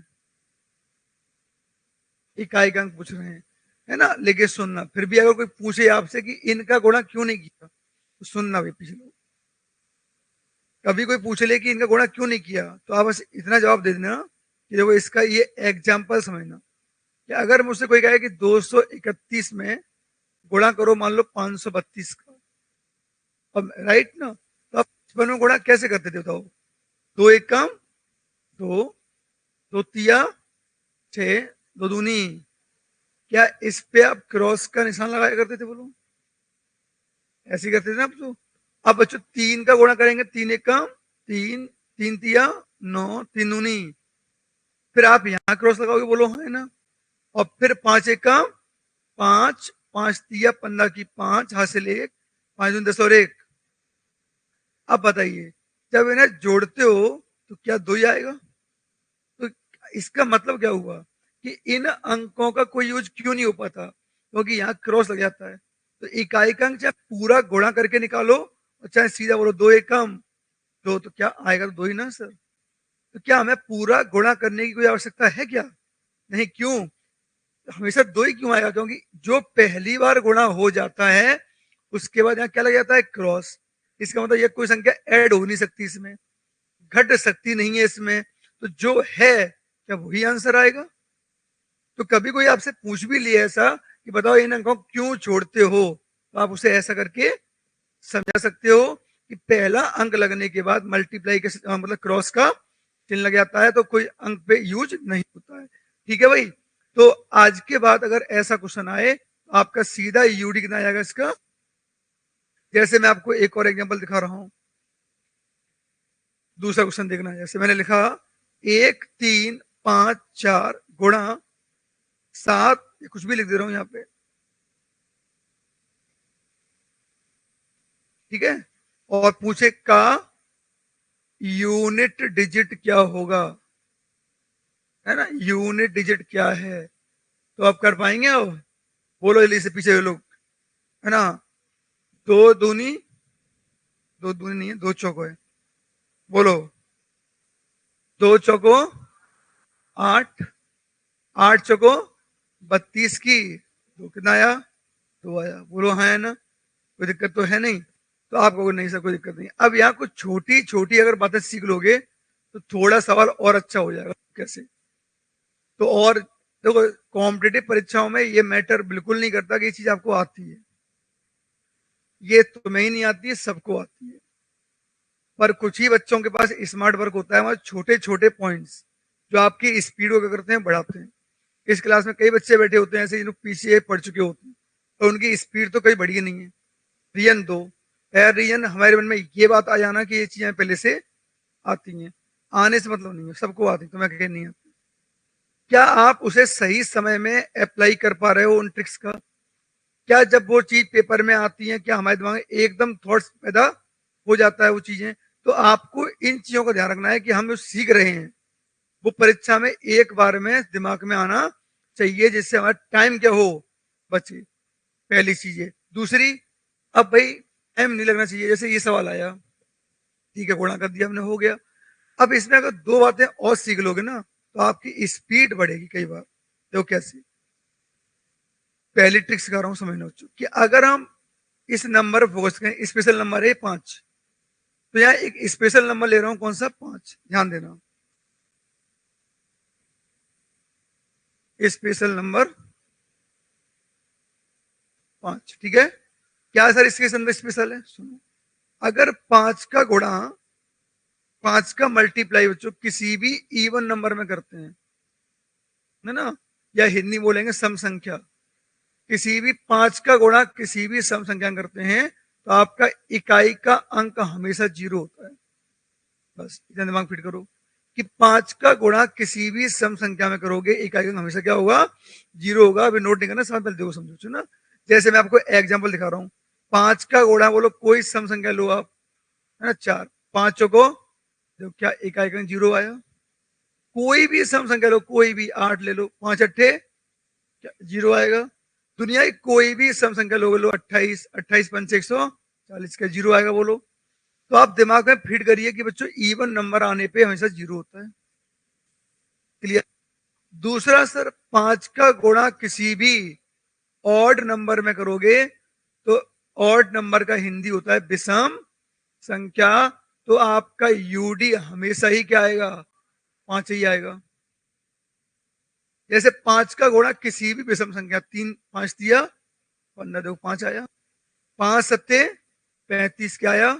5 आया। 5 निम्मा 45, क्या आया? 5 आया। तो बताओ क्या सीखा हम लोगों ने? कि 5 इकाई का अंक आने पर और उसका इवन में गुणा करने पे 0 और ऑड में गुणा करने पे क्या बनता है? 5 बनता है। अगर आपने इस बात को सीख लिया तो कोई सवाल, मान लो आपकी किस्मत अच्छी हुई, है ना, और कोई सवाल अगर इस प्रकार का आ गया हमारा, तो हमारा कम से कम 10 सेकंड तो बचेंगे परीक्षा में। देखो कैसे, अब मान लो एग्जांपल दे रहा हूं, पहला समझना। क्वेश्चन आया 2 3 7 6 मल्टीप्लाई, राइट, 1 3 7 5 मल्टीप्लाई 2 3 6 7, करेक्ट, में यूडी क्या होगा? अब बोलना नहीं बच्चों। अब मैं पढ़ाऊं। आप पहले तो ये फीड कर लो दिमाग में कि सर ये केवल फालतू के अंक हैं, कोई मतलब के हैं नहीं, चाहे कितनी बड़ी संख्या आए हमें देखना ही नहीं है, पढ़ना बहुत दूर की बात। 6, ये कौन है? 5, ये कौन है? क्या 6, 5, 7 से मतलब है? बोलो हाँ है ना। अब बताओ क्या इसमें स्पेशल नंबर 5 आया है? क्या एक भी इवन नंबर है इसमें? अगर एक भी इवन आया ना, आपको ये नहीं देखना कि सभी इवन आए, एक भी इवन आ जाए, बस आंखें बंद करना है, आंसर क्या होगा? 0। इसका करने का इसका आंसर क्या होगा? 0, है ना। तो परीक्षा हॉल में क्या होगा कि जब आपके सामने स्क्रीन लगी होगी और सवाल आएगा स्क्रीन पे से, तो करोगे क्या इसको? बस मैं ये दूंगा 5 आ गया, इवन नंबर आ गया, आंसर 0। एक इवन मिल जाए कोई भी, जो नहीं कि ऑल इवन मिले, कोई भी एक इवन नंबर, राइट ना, एनी इवन नंबर। और क्लियर कर दे रहा हूँ लोग यहाँ पे, है ना, 5 गुणा एनी इवन नंबर लो, कोई भी एक मिल जाए, जो नहीं कि ऑल मिलना चाहिए। क्लियर हुआ कि नहीं हुआ? बस 0 लगा देंगे। अब जो बच्चे को मन में ये आ गया कि नहीं सर हम तो ये क्या याद करें, हम तो गुणा ही कर लेंगे, तो तुम ये कर रहे हो 7, मैं ये नहीं कर रहा हूँ कि बेकार है, ये करो, ये अंत है। 7 पंचे 35 की 5, ऐसे भी कर सकते हैं, 35 5, 5 छक्के 30 का 0। पर मैं ये कह रहा हूँ जरूरत क्या है, यहाँ जो 2 सेकंड बचेंगे वो 2 सेकंड भी और सवाल नहीं करेंगे हम। जो बच्चे पेपर दिए बैठे हों, कुछ ही पूछो, परीक्षा हॉल में ज्यादा टाइम कम नहीं पड़ता, मुश्किल कम पड़ते हैं, मुश्किल से एक आध मिनट ही कम पड़ता है। वो दिख रहा है कि वो सवाल मुझे आ रहा है, लेकिन टाइम क्या हो रहा है? खत्म। और हो सकता है हम उसी क्वेश्चन में इसके हो रहे हों। तो जो अच्छे बच्चे होते हैं वो एक एक सेकंड की सोचते हैं, और जो फालतू में तो एक आध साल की सोचते हैं। अब हमें ये डिसाइड करना है कि हम एक सेकंड बचा पाएंगे कि नहीं बचा पाएंगे। चलिए भाई, तो अपने सोच स्वीकार रखो। और बच्चों अब मान लो ये तो इसका सीधे सीधे से काम हमने कि सर इसमें एक 5 आ गया और एक क्या आ गया? इवन नंबर आ गया, तो हमारा आंसर क्या हो गया इसका? क्लियर हुआ? मन में ही बोलना, लिखना भी नहीं है इतना। अब ऑड नंबर की विशेषता ये है बच्चों कि 5 के साथ जब भी ऑड आए तो एक ऑड नहीं चाहिए, हाँ 5 के साथ सभी ऑड होने चाहिए, ऑल ऑड। ठीक है ना? कैसे समझना क्यों? देखो भैया एक बार, क्योंकि अगर एक भी इवन हो गया तो 0 हो ही जाएगा फिर तो जैसे एक और एग्जांपल देखो, 2 3 7 7 गुणा 1 3 3 7 गुणा या 8 9 भी 9 लिख रहा हूँ, गुणा 1 3 3 5 गुणा 1 7 7 7। बोलो इसमें यूडी क्या होगा? अब आपको देखना ही नहीं है, बस क्या करना है कि हाँ सर ये विषम, ये विषम, ये भी विषम, ये 5, तो यहाँ 5 है और ऑल ऑड है। ऑल क्या है बच्चों? विषम है, तो आपका आंसर क्या आएगा? और बैकअप तो है ही, अगर मान लो किसी भी कारण से भूल भी गए तो लो 7 पंचे 35 की 5, 5 निम 45 की 5, 5 सत्ते 35 की 5। क्या आप बताइए, एक बात पूरी क्लियर हो गई है? तो अगर हम इस प्रकार के सवाल देखेंगे परीक्षा में तो एक बात कॉमन आ गई, गुणा करके कर लेंगे। दूसरी बात दिमाग में क्या आ गई बच्चों कि अगर स्पेशल नंबर 5 मिलता है तो 5 से अगर एक भी इवन मिल गया तो आंसर 0 होगा, और एक भी नहीं मिला तो 5 होगा। क्या कोई दिक्कत है इसमें? नहीं। अब वो क्या करेगा, तुम्हें बच्चों क्या करेगा, सुनना फिर नोट करना पर इसको। अब वो आपको डराने के लिए क्या करेगा, सवाल को जानबूझ के कठिन दिखाएगा। कई बच्चों की हैबिट होती है कठिन देख के डरने की। देखो जैसे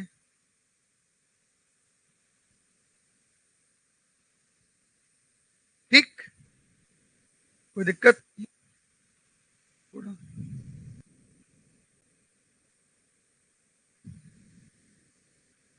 ठीक,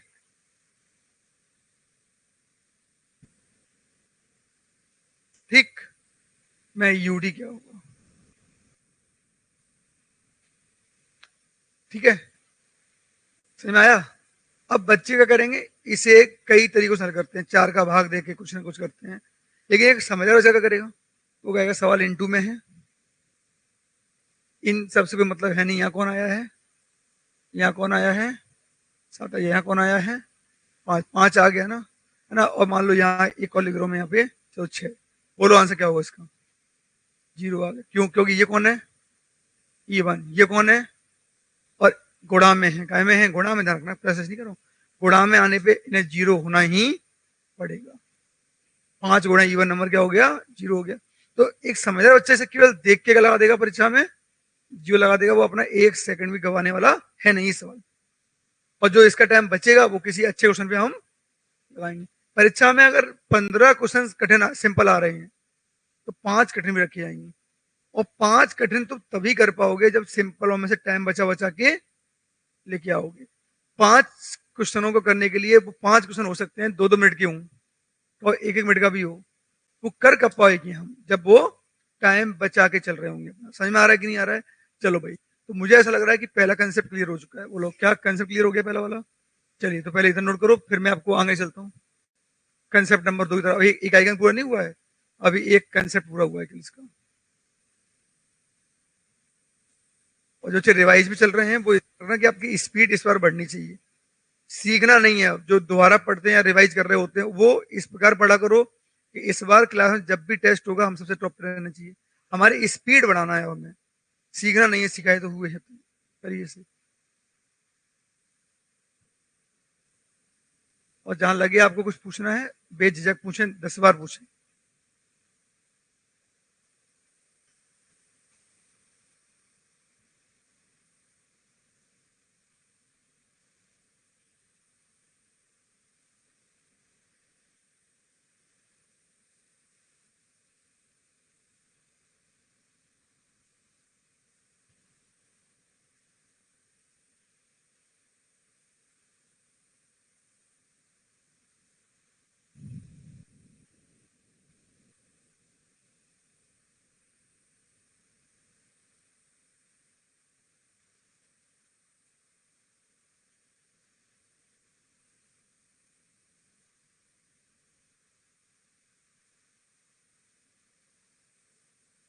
इतना हो गया।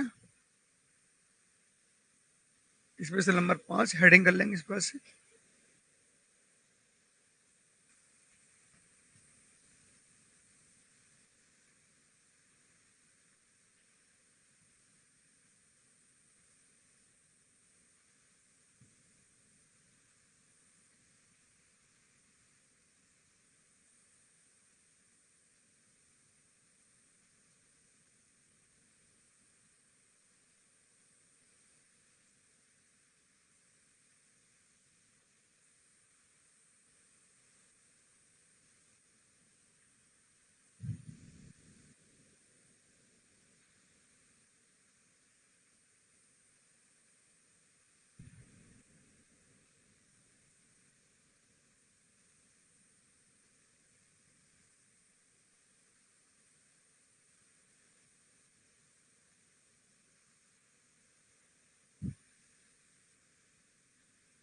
मतलब होता है जो सम संख्या है ना, सम, और ये विषम मान है।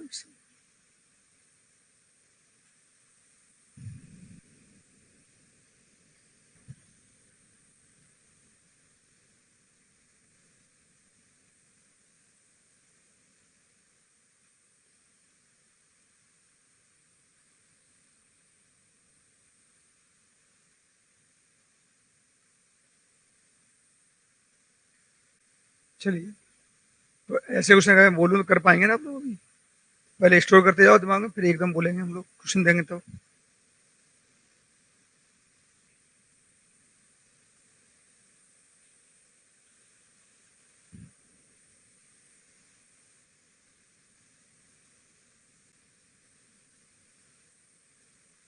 चलिए, हो गया। इतने में कुछ पूछना चाहते हैं? कुछ कोई क्वेश्चन है इसमें किसी का? क्लियर है सब कुछ? हाँ हाँ, दाई का भी इसके बाद आएगा, दाई का भी आएगा, सेकंड की भी आएगा। अभी अपन कौन सा कंसेप्ट पढ़ रहे हैं? इकाई का। क्लियर? दाई के भी आएंगे अभी तो आएंगे, और बहुत सारी चीजें आनी है। नंबर सिस्टम बहुत अच्छे से चलेगा, ठीक है ना? अभी दहाई का नहीं। चलो भाई। हाँ भाई, क्या इतना क्लियर हुआ? दहाई के ऊपर रिमाइंड करना पड़ेगा ना। चलो, तो अब आते हैं इसी के दूसरे कंसेप्ट का। अभी ये कंसेप्ट भी बनी हुआ है इकाई का। चलो भाई, अब आएगा बच्चों पावर कंसेप्ट। किसका आएगा? ध्यान देना। पावर का मतलब होता है हिंदी में घात है। चलो भाई, अब बातें बंद करो, सुनना। घात है, राइट। चलिए लिखना करो बंद, और कुछ प्रॉपर्टी समझा रहा हूँ, समझना बच्चों, घातों के बारे में। और ये प्रॉपर्टी आज ही काम नहीं आएंगी, पूरे मैथ में काम आएंगी, ठीक है, ध्यान सुनना। घातों की प्रॉपर्टी क्या है समझना, और यूनिट डिजिट। देखिए बड़े प्रेम से देखना इसको। हमारे पास कल आपको मैंने पढ़ाई थी बच्चों, अंक कितने होते हैं? नहीं, अंक 9 नहीं होते। बोलो कितने होते हैं? अब 9 बोलोगे तो क्या होगा सर, दिक्कत आएगी। देखो पहले ही क्वेश्चन गलत जवाब हो गया ना। पढ़ने के बाद जिम्मेदारी ज्यादा बढ़ जाती है। पढ़ा नहीं तब 9 बोल रहे तो कोई दिक्कत नहीं, अगर पढ़ने का तब गलत बोलोगे तो फिर पढ़ा हुआ क्या हो गया, पूरा बेकार हो गया। अंक कितने होते हैं? 10। क्लियर है ना? टोटल 10 अंक होते हैं, लिखाई हुई थी कल आपको। अब इनकी प्रॉपर्टी समझना है घातों के लिए, ठीक है। चलिए इनमें पहले हम ले रहे हैं वैसे 4 अंक, देखो कौन कौन से, ध्यान देना। मैं आपको इन 4 अंकों की प्रॉपर्टी समझा रहा हूँ, 0 की, 1 की, ध्यान सुनना, और 6 की। ये प्रॉपर्टी इंपॉर्टेंट क्या है? चलिए 0 की पावर लगाइए आप। 0 की 1 पावर क्या होती है? 0, बोलो। 0 की 1 पावर 0, 0 की 2 पावर, और 0 के 2 पावर माने 0 गुणा 0, 0 की 3 पावर, बोलो। तो क्या समझ में आ रहा है कि 0 की कोई भी पावर लगा रहे हैं, 0 ही आ रहा है। बोलो हाँ है ना? ठीक है, पाएगी 0 की कोई भी पावर लगा रहे हैं, आंसर तो क्या आ रहा है? 0 की कोई भी पावर का रिजल्ट 0 आ रहा है। बोलो हाँ है ना? चलो बच्चों, 1 की पावर 1 लगाओ, 1 की और 2 लगाओ, 1 की पावर 3 लगाओ, तो मैं क्या समझ पा रहा हूं कि 1 की भी कोई भी पावर लगाओ, रिजल्ट 1 ही आ रहा है। दिख रहा है आप लोगों को? 5 की पावर 1 लगाओ, 5, 5 की पावर 2 लगाओ, 25, 5 की पावर 3 लगाओ, 100, क्योंकि 5 के 3 माने 5 गुणा 5 गुणा 5, 125 होगा कि नहीं होगा? लेकिन आप संख्याएं तो चेंज हो रही हैं यहाँ। लेकिन आप गौर करें, आज तो हमारा टॉपिक कौन सा, इकाई का अंक। इनके इकाई का अंक क्या हो रहा है? क्या इकाई का अंक चेंज हो रहा है? हाँ, संख्या चेंज हो रही है, लेकिन आज हम संख्या पढ़ ही नहीं रहे, आज हम क्या पढ़ रहे हैं, इकाई का। कल ही तो शुरू किए थे अंक, अभी अंक दोनों खत्म हुए। कल मैंने आपको 10 अंक पढ़ाए थे, आज उसमें से 1 अंक पढ़ा रहा हूँ, कौन सा, इकाई का अंक, क्योंकि आप लोगों ने बेसिक से पढ़ रहे हैं इस चीज को।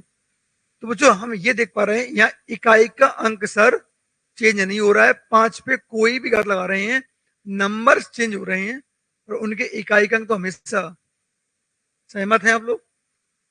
आप देखें 6 की पावर 1 लगाओ, 6 की और 2 लगाओ, 36, 6 की और 3 लगाओ, 200।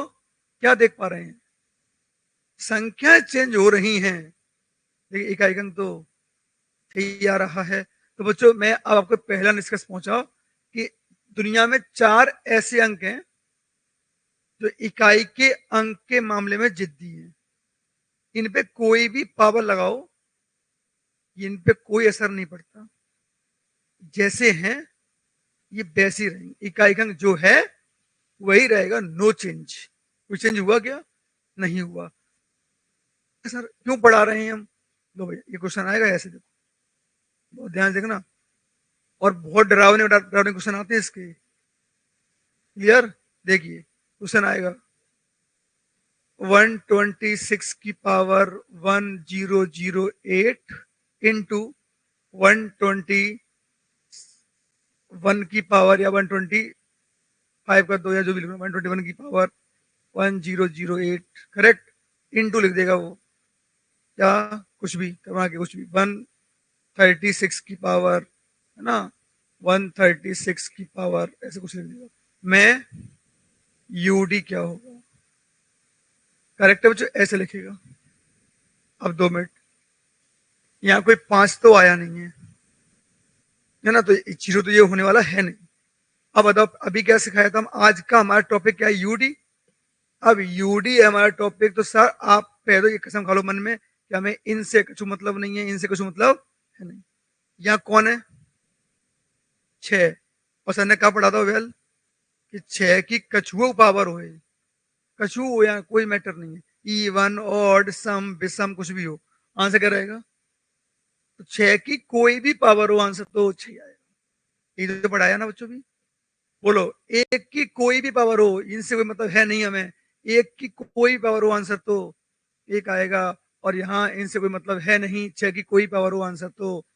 और अब 6 एकम, 6 6 एक 36 में यूडी क्या आएगा? आएगा 36। और 36 से मतलब ही नहीं, इकाई का अंक क्या होगा? अच्छे, क्योंकि आज हमारा टॉपिक क्या है? संख्या की इकाई का अंक। तो 6 कम 6 छगना का 36, 36 में इकाई का अंक क्या हो गया? अच्छे। तो इस प्रकार कोई क्वेश्चन आता है तो क्या हम कर पाएंगे? समझ में आ रहा है आप लोगों को? पीछे वॉइस क्लियर हुआ? अब अभी इसी साल बता रहा हूँ, एक क्वेश्चन आया था एमटीएस में, लोग है ना, और कई बच्चे छोड़ छोड़ के आए थे इसको। वो डराने के लिए आपको डराएगा, देखो धमकाएगा भी, डरना मत, मैं यूडी क्या होगा, ऐसे क्वेश्चन आ जाते हैं। अब बच्चे डर जाते हैं कि ये क्या आ गया। बोलो, कोई दिक्कत? आपको किसी से मतलब है? यहाँ क्या देखोगे? इनसे मतलब है नहीं, इनसे मतलब नहीं, बोलो क्या देखोगे? और 6 पे तुम चाहे और टावर लगा दो इतना, बोलो हाँ ना। और लगाएगा, देख जो बच्चे पेपर देते होंगे पता होगा शायद, वो लगाएगा, डराएगा आपको। कौन डरते हैं? जिनने पढ़ा नहीं उनके लिए तो यही बहुत थे शायद, ये हो रहा है घात पे घात। अब जिसको रूल नहीं पता या आधे अधूरे रूल पता है वो क्या करेगा? गलत करेगा ही करेगा क्वेश्चन को। तो वो तो 6 की पावर कोई भी हो आंसर तो। क्या बात क्लियर हुई? कोई डाउट हो गया? अब नहीं तो बताओ क्या आपको कंसेप्ट घात का विद एग्जांपल समझ में आ गया? कोई दिक्कत है किसी को? नहीं। अब बच्चों आते हैं कुछ स्पेशल अंकों पे भी। देखो, हमारे कुछ पहली ट्रिक या ट्रिक नंबर कह लो या कंसेप्ट कह लो, जो भी कहना है आपको, ठीक है? पहली बात समझ में आ गई है। अब 2 स्पेशल नंबर और ले रहे हैं, प्लीज ध्यान सुनना। स्पेशल नंबर या special perfect square number, Hindi में बोलेंगे पूर्ण वर्ग संख्याएं। बताओ, इसमें वर्ग जानते हैं पहले आप लोग? पूर्ण वर्ग क्या होता है? जो किसी का वर्ग हो। बोलो, क्या 0 वर्ग होता है? हाँ, वर्ग तो वैसे ये भी है, लेकिन कोई मतलब नहीं, एक भी वर्ग होता है। इन्हें छोड़ो आप। तो 2 वर्ग है क्या? 3, 4 वर्ग है? किसका वर्ग होता है? 2 का वर्ग 4 स्क्वायर।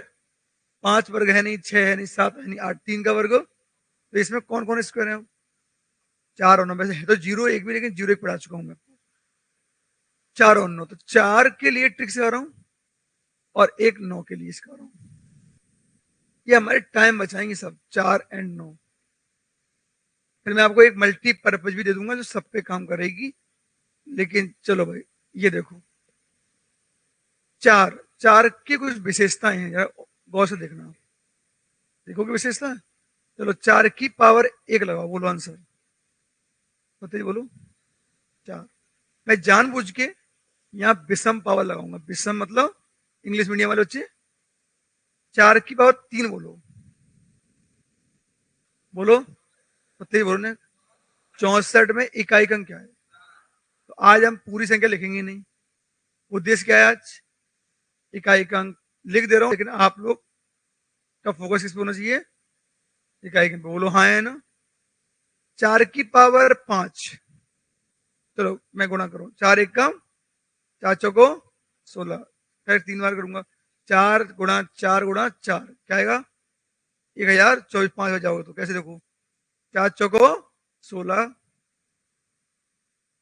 फिर 4 गुणा 4 गुणा 4, बोलो 64, बोलो 4 गुणा 4 गुणा 4 गुणा 4 256, है ना। और फिर 4 गुणा 4 गुणा 4 गुणा 4, 256 में 4 गुणा और कर दोगे तो 4 6 24 की 4 हासिल 2, जब 20 तो 22 की 2 हासिल 4 8 2 10, 1024।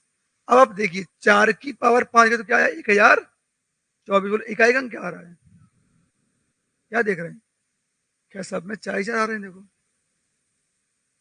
लेकिन अब 4 की पावर इवन लगाओ, 4 की पावर 2 बताओ, 16। इकाई का अंक बोलो, 4 की पावर 4 बोलो, 256 इकाई अंक बोलो। क्या दिख रहा है आप लोगों को? क्या दिखा कि अब मैं सम लगा रहा हूं तो बोलो, सम लगा रहा हूं तो क्या आ रहा है? 6 6 6, और विषम लगा रहा हूं तो 4 4 आ रहा है। बोलो हाँ है ना? तो यहां से क्यों ना सर एक कंसेप्ट समझ लिया जाए कि 4 की पावर, ये बात नहीं करना, 4 की पावर जब भी मुझे इवन दिखेगी या ऑड दिखेगी, दुनिया में दो ही टाइप की संख्या होती है, इवन और ऑड होती हैं। तो जब भी 4 की कोई इवन पावर दिखेगी तो मैं क्या लगाऊंगा? बोलो 4 की कोई भी इवन पावर दिखेगी, इवन को हिंदी में बोलते हैं सम, तो हम कहेंगे कि इसका यूडी हमेशा क्या होगा? 6 होगा। और 4 की पावर कभी भी मुझे ऑड दिखेगी तो मैं कहूंगा इसका आंसर हमेशा क्या होगा? इसका यूडी हमेशा ही, यूडी हमेशा क्या होगा? बोलो हाँ है ना? क्लियर हुआ? और हाँ, कभी भूलोगे नहीं तो ऐसे याद कर लो, बस ये समझ लो कि परफेक्ट नंबर आएगा। कभी भूल भी जाओ क्योंकि आज तो याद रहेगा। एक काम करना, सबसे छोटी और संख्या कौन सी होती है? एक। बस 4 पे और एक हल कर लिया करना, वो कितनी बड़ी भी आपको ला के दें विषम, अब हर विषम को क्या मान लेना? बस जो 1 पे होता है वही 3 पे होता है, वही 5 पे होता है। बोलो हाँ है ना? तो आपके दिमाग में रहेगा कि आंसर तो क्या आएगा सर? 4 ही आएगा। और कितनी बड़ी भी इवन आया है आप क्या लगा देना उस पर? 2। जो 2 के लिए नियम है वही 4 के लिए वही 6 के लिए, तो आंसर क्या आएगा? बोलो इकाई का अंक तो आपका 16 आएगा, और फिर इकाई का अंक क्या जाएगा? 6। क्या समझ पाए मैं क्या कर रहा हूं? समझ पाए कि नहीं समझ पाए? और ऐसे ही बच्चों बिल्कुल कहानी किसकी है? 9 की है ना? यहाँ पे भी बेसम और सम बांट दे रहा हूं मैं, और लिख दे रहा हूँ 9 की पावर अगर 1 लगाओगे तो आंसर 9, और जो नियम 1 पे लागू हुआ वही 3 पे, वही 7 पे, वही 5 पे होगा। 9 ही आएगा हमेशा आंसर। 9 पे कोई भी विषम पावर होगी आंसर 9 ही आएगा, और 9 पे कोई भी सम पावर आएगी आंसर 81, और 81 का आंसर 1 बनेगा। क्लियर? तो अब दिमाग फीड कर लो कि बच्चों जो हमारे परफेक्ट स्क्वायर नंबर हैं उनमें बस किसका रूल चलता है? इवन और ऑड का।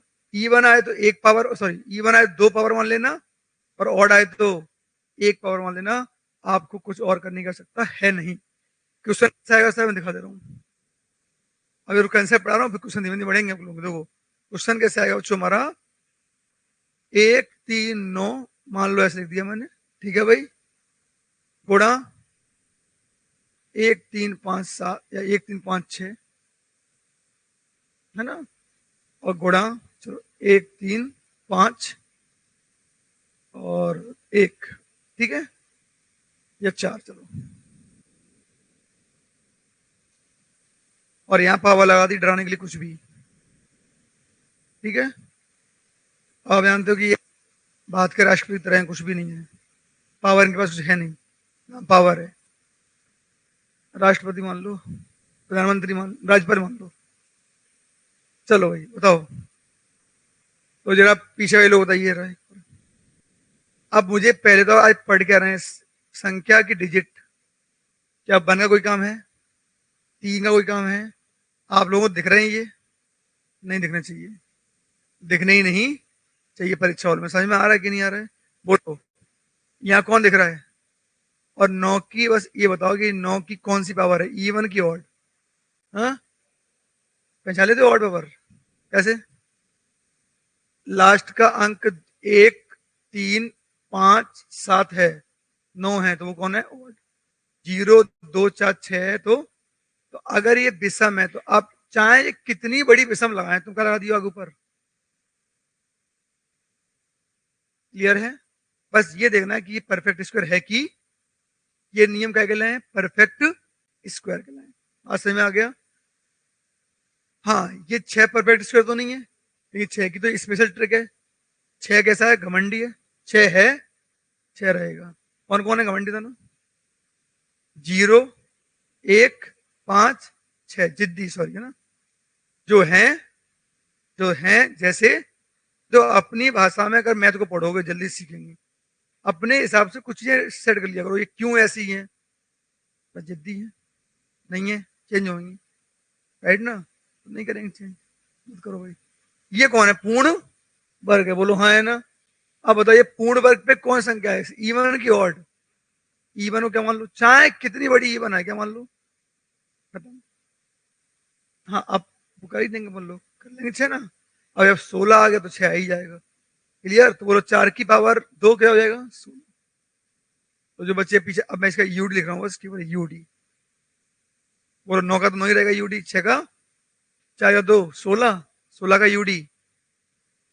बोला अब तो ये बन गया कौन सा कैंसर, पहला वाला। बोलो छगना का 33 की, चाहे 6 में 54 की, तो इसका यूडी कितना आ गया। बोलो क्या कोई दिक्कत आई? क्या ये 2 नियम क्लियर हुए पीछे लोगों को? कोई दिक्कत तो नहीं है? चलिए भैया, तो अभी हमने केवल लिखे पूरे अंक नहीं हुए, बताओ कौन कौन से हो गए। देखो शुरुआत की थी पावर से,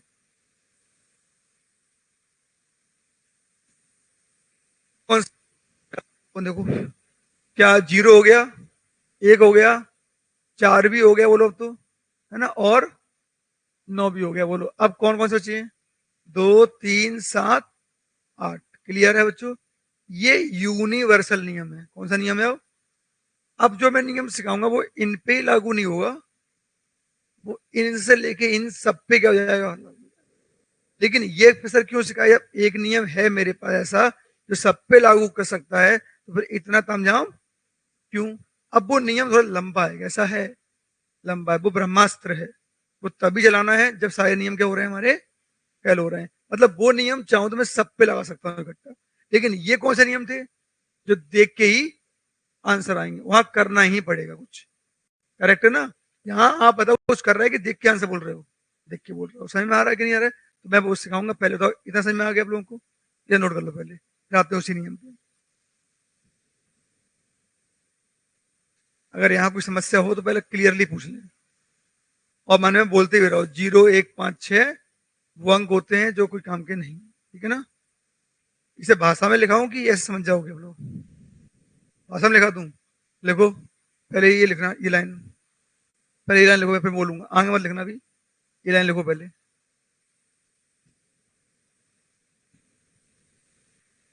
पहले ये लाइन लिखना ऊपर की, बस अंक अंक बस, आगे मत लिखना भी, है ना? हो गया? लिखो हेडिंग रूल नंबर 1, मैं बोल रहा हूँ लिखो, मैं बोल दे रहा हूँ, मुझे बोल रहे भाषा में लिखो। लिखो किसी संख्या का, रूल नंबर 1 लिखो, यदि किसी संख्या का, यदि किसी संख्या का अंतिम अंक, अंतिम अंक 0, 1, 5, 6 है, अंतिम अंक 0, 1, 5, 6 है, तो इन पर कितनी ही पावर लगी हो, इन पर कितनी भी पावर लगी हो, इन पर कितनी भी पावर लगी हो,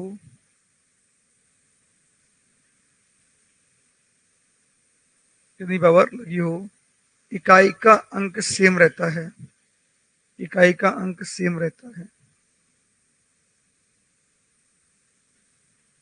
सेम रहता है। क्योंकि फिर ऐसे लिख लो, ये वाला ये कोष्टक लिख लीजिए ना, उसके बाद ये कोष्टक लिख लें। कौन कौन से अंक हैं, 0, 1, 5, 6, कितनी ही पावर लगी हो, इकाई अंक रहेगा सेम, ये वाला कोष्टक लिख लीजिए।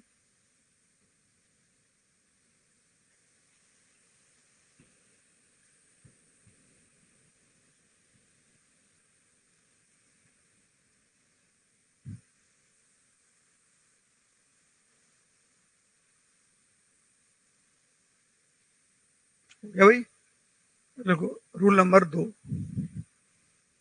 रूल नंबर 2, जब किसी संख्या का इकाई का अंक, जब किसी संख्या के इकाई का अंक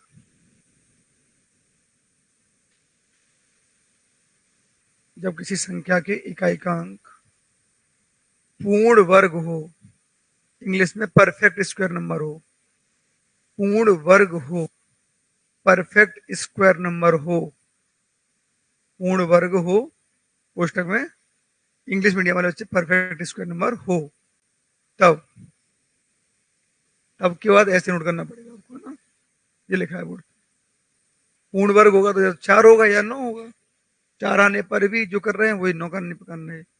विषम संख्या को पावर 1 मानना है, और सम संख्या को पावर 2 मानना है। ठीक है, याद कुछ नहीं करना है इसमें।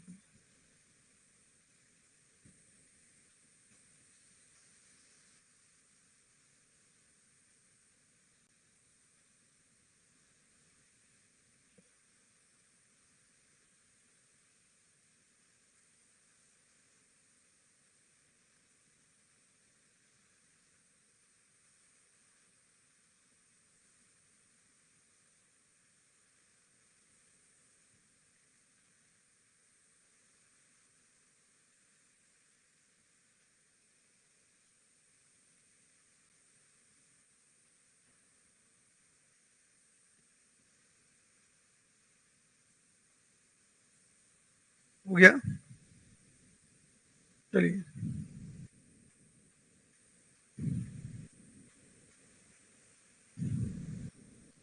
एग्जाम्पल नोट तो करना नहीं है, सॉल्व करोगे, सॉल्व ही करोगे ना, क्वेश्चन दूंगा मैं, कर लोगे सॉल्व। तो एग्जाम्पल नोट नहीं करना किसी को, अब एक क्वेश्चन दूंगा तो मैं करके दिखाना है आप लोगों को। चलो भाई, अब देखते हैं, एक परफेक्ट रूल है ना, तो हेडिंग को universal rule, universal rule, universal rule.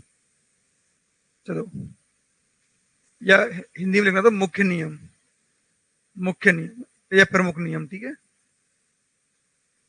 जो प्रमुख नियम है सब पे लागू होगा, क्लियर है। तो अब लिख रहे हैं बच्चों यूनिवर्सल नियम, पहले समझेंगे। देखो, रूल नंबर 3 में हो गई है ना इसका, इसके बाद आपका इकाई अंक का कंसेप्ट हो जाएगा।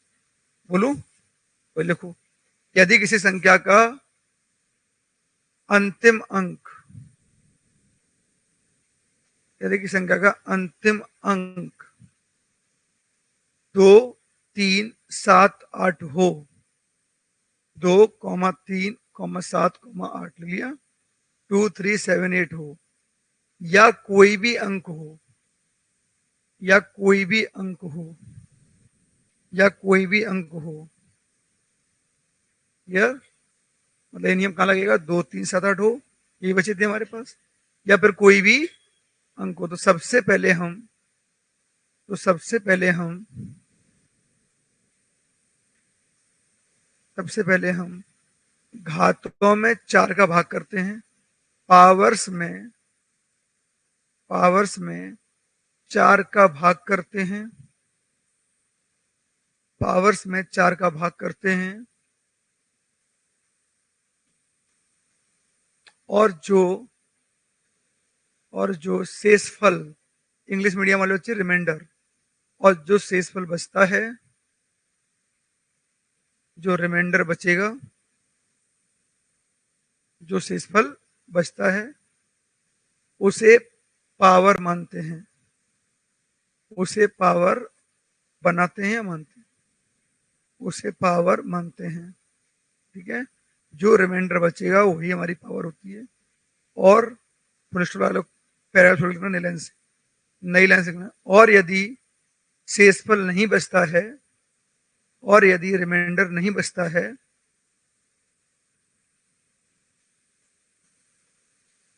और यदि रिमाइंडर नहीं बचता है,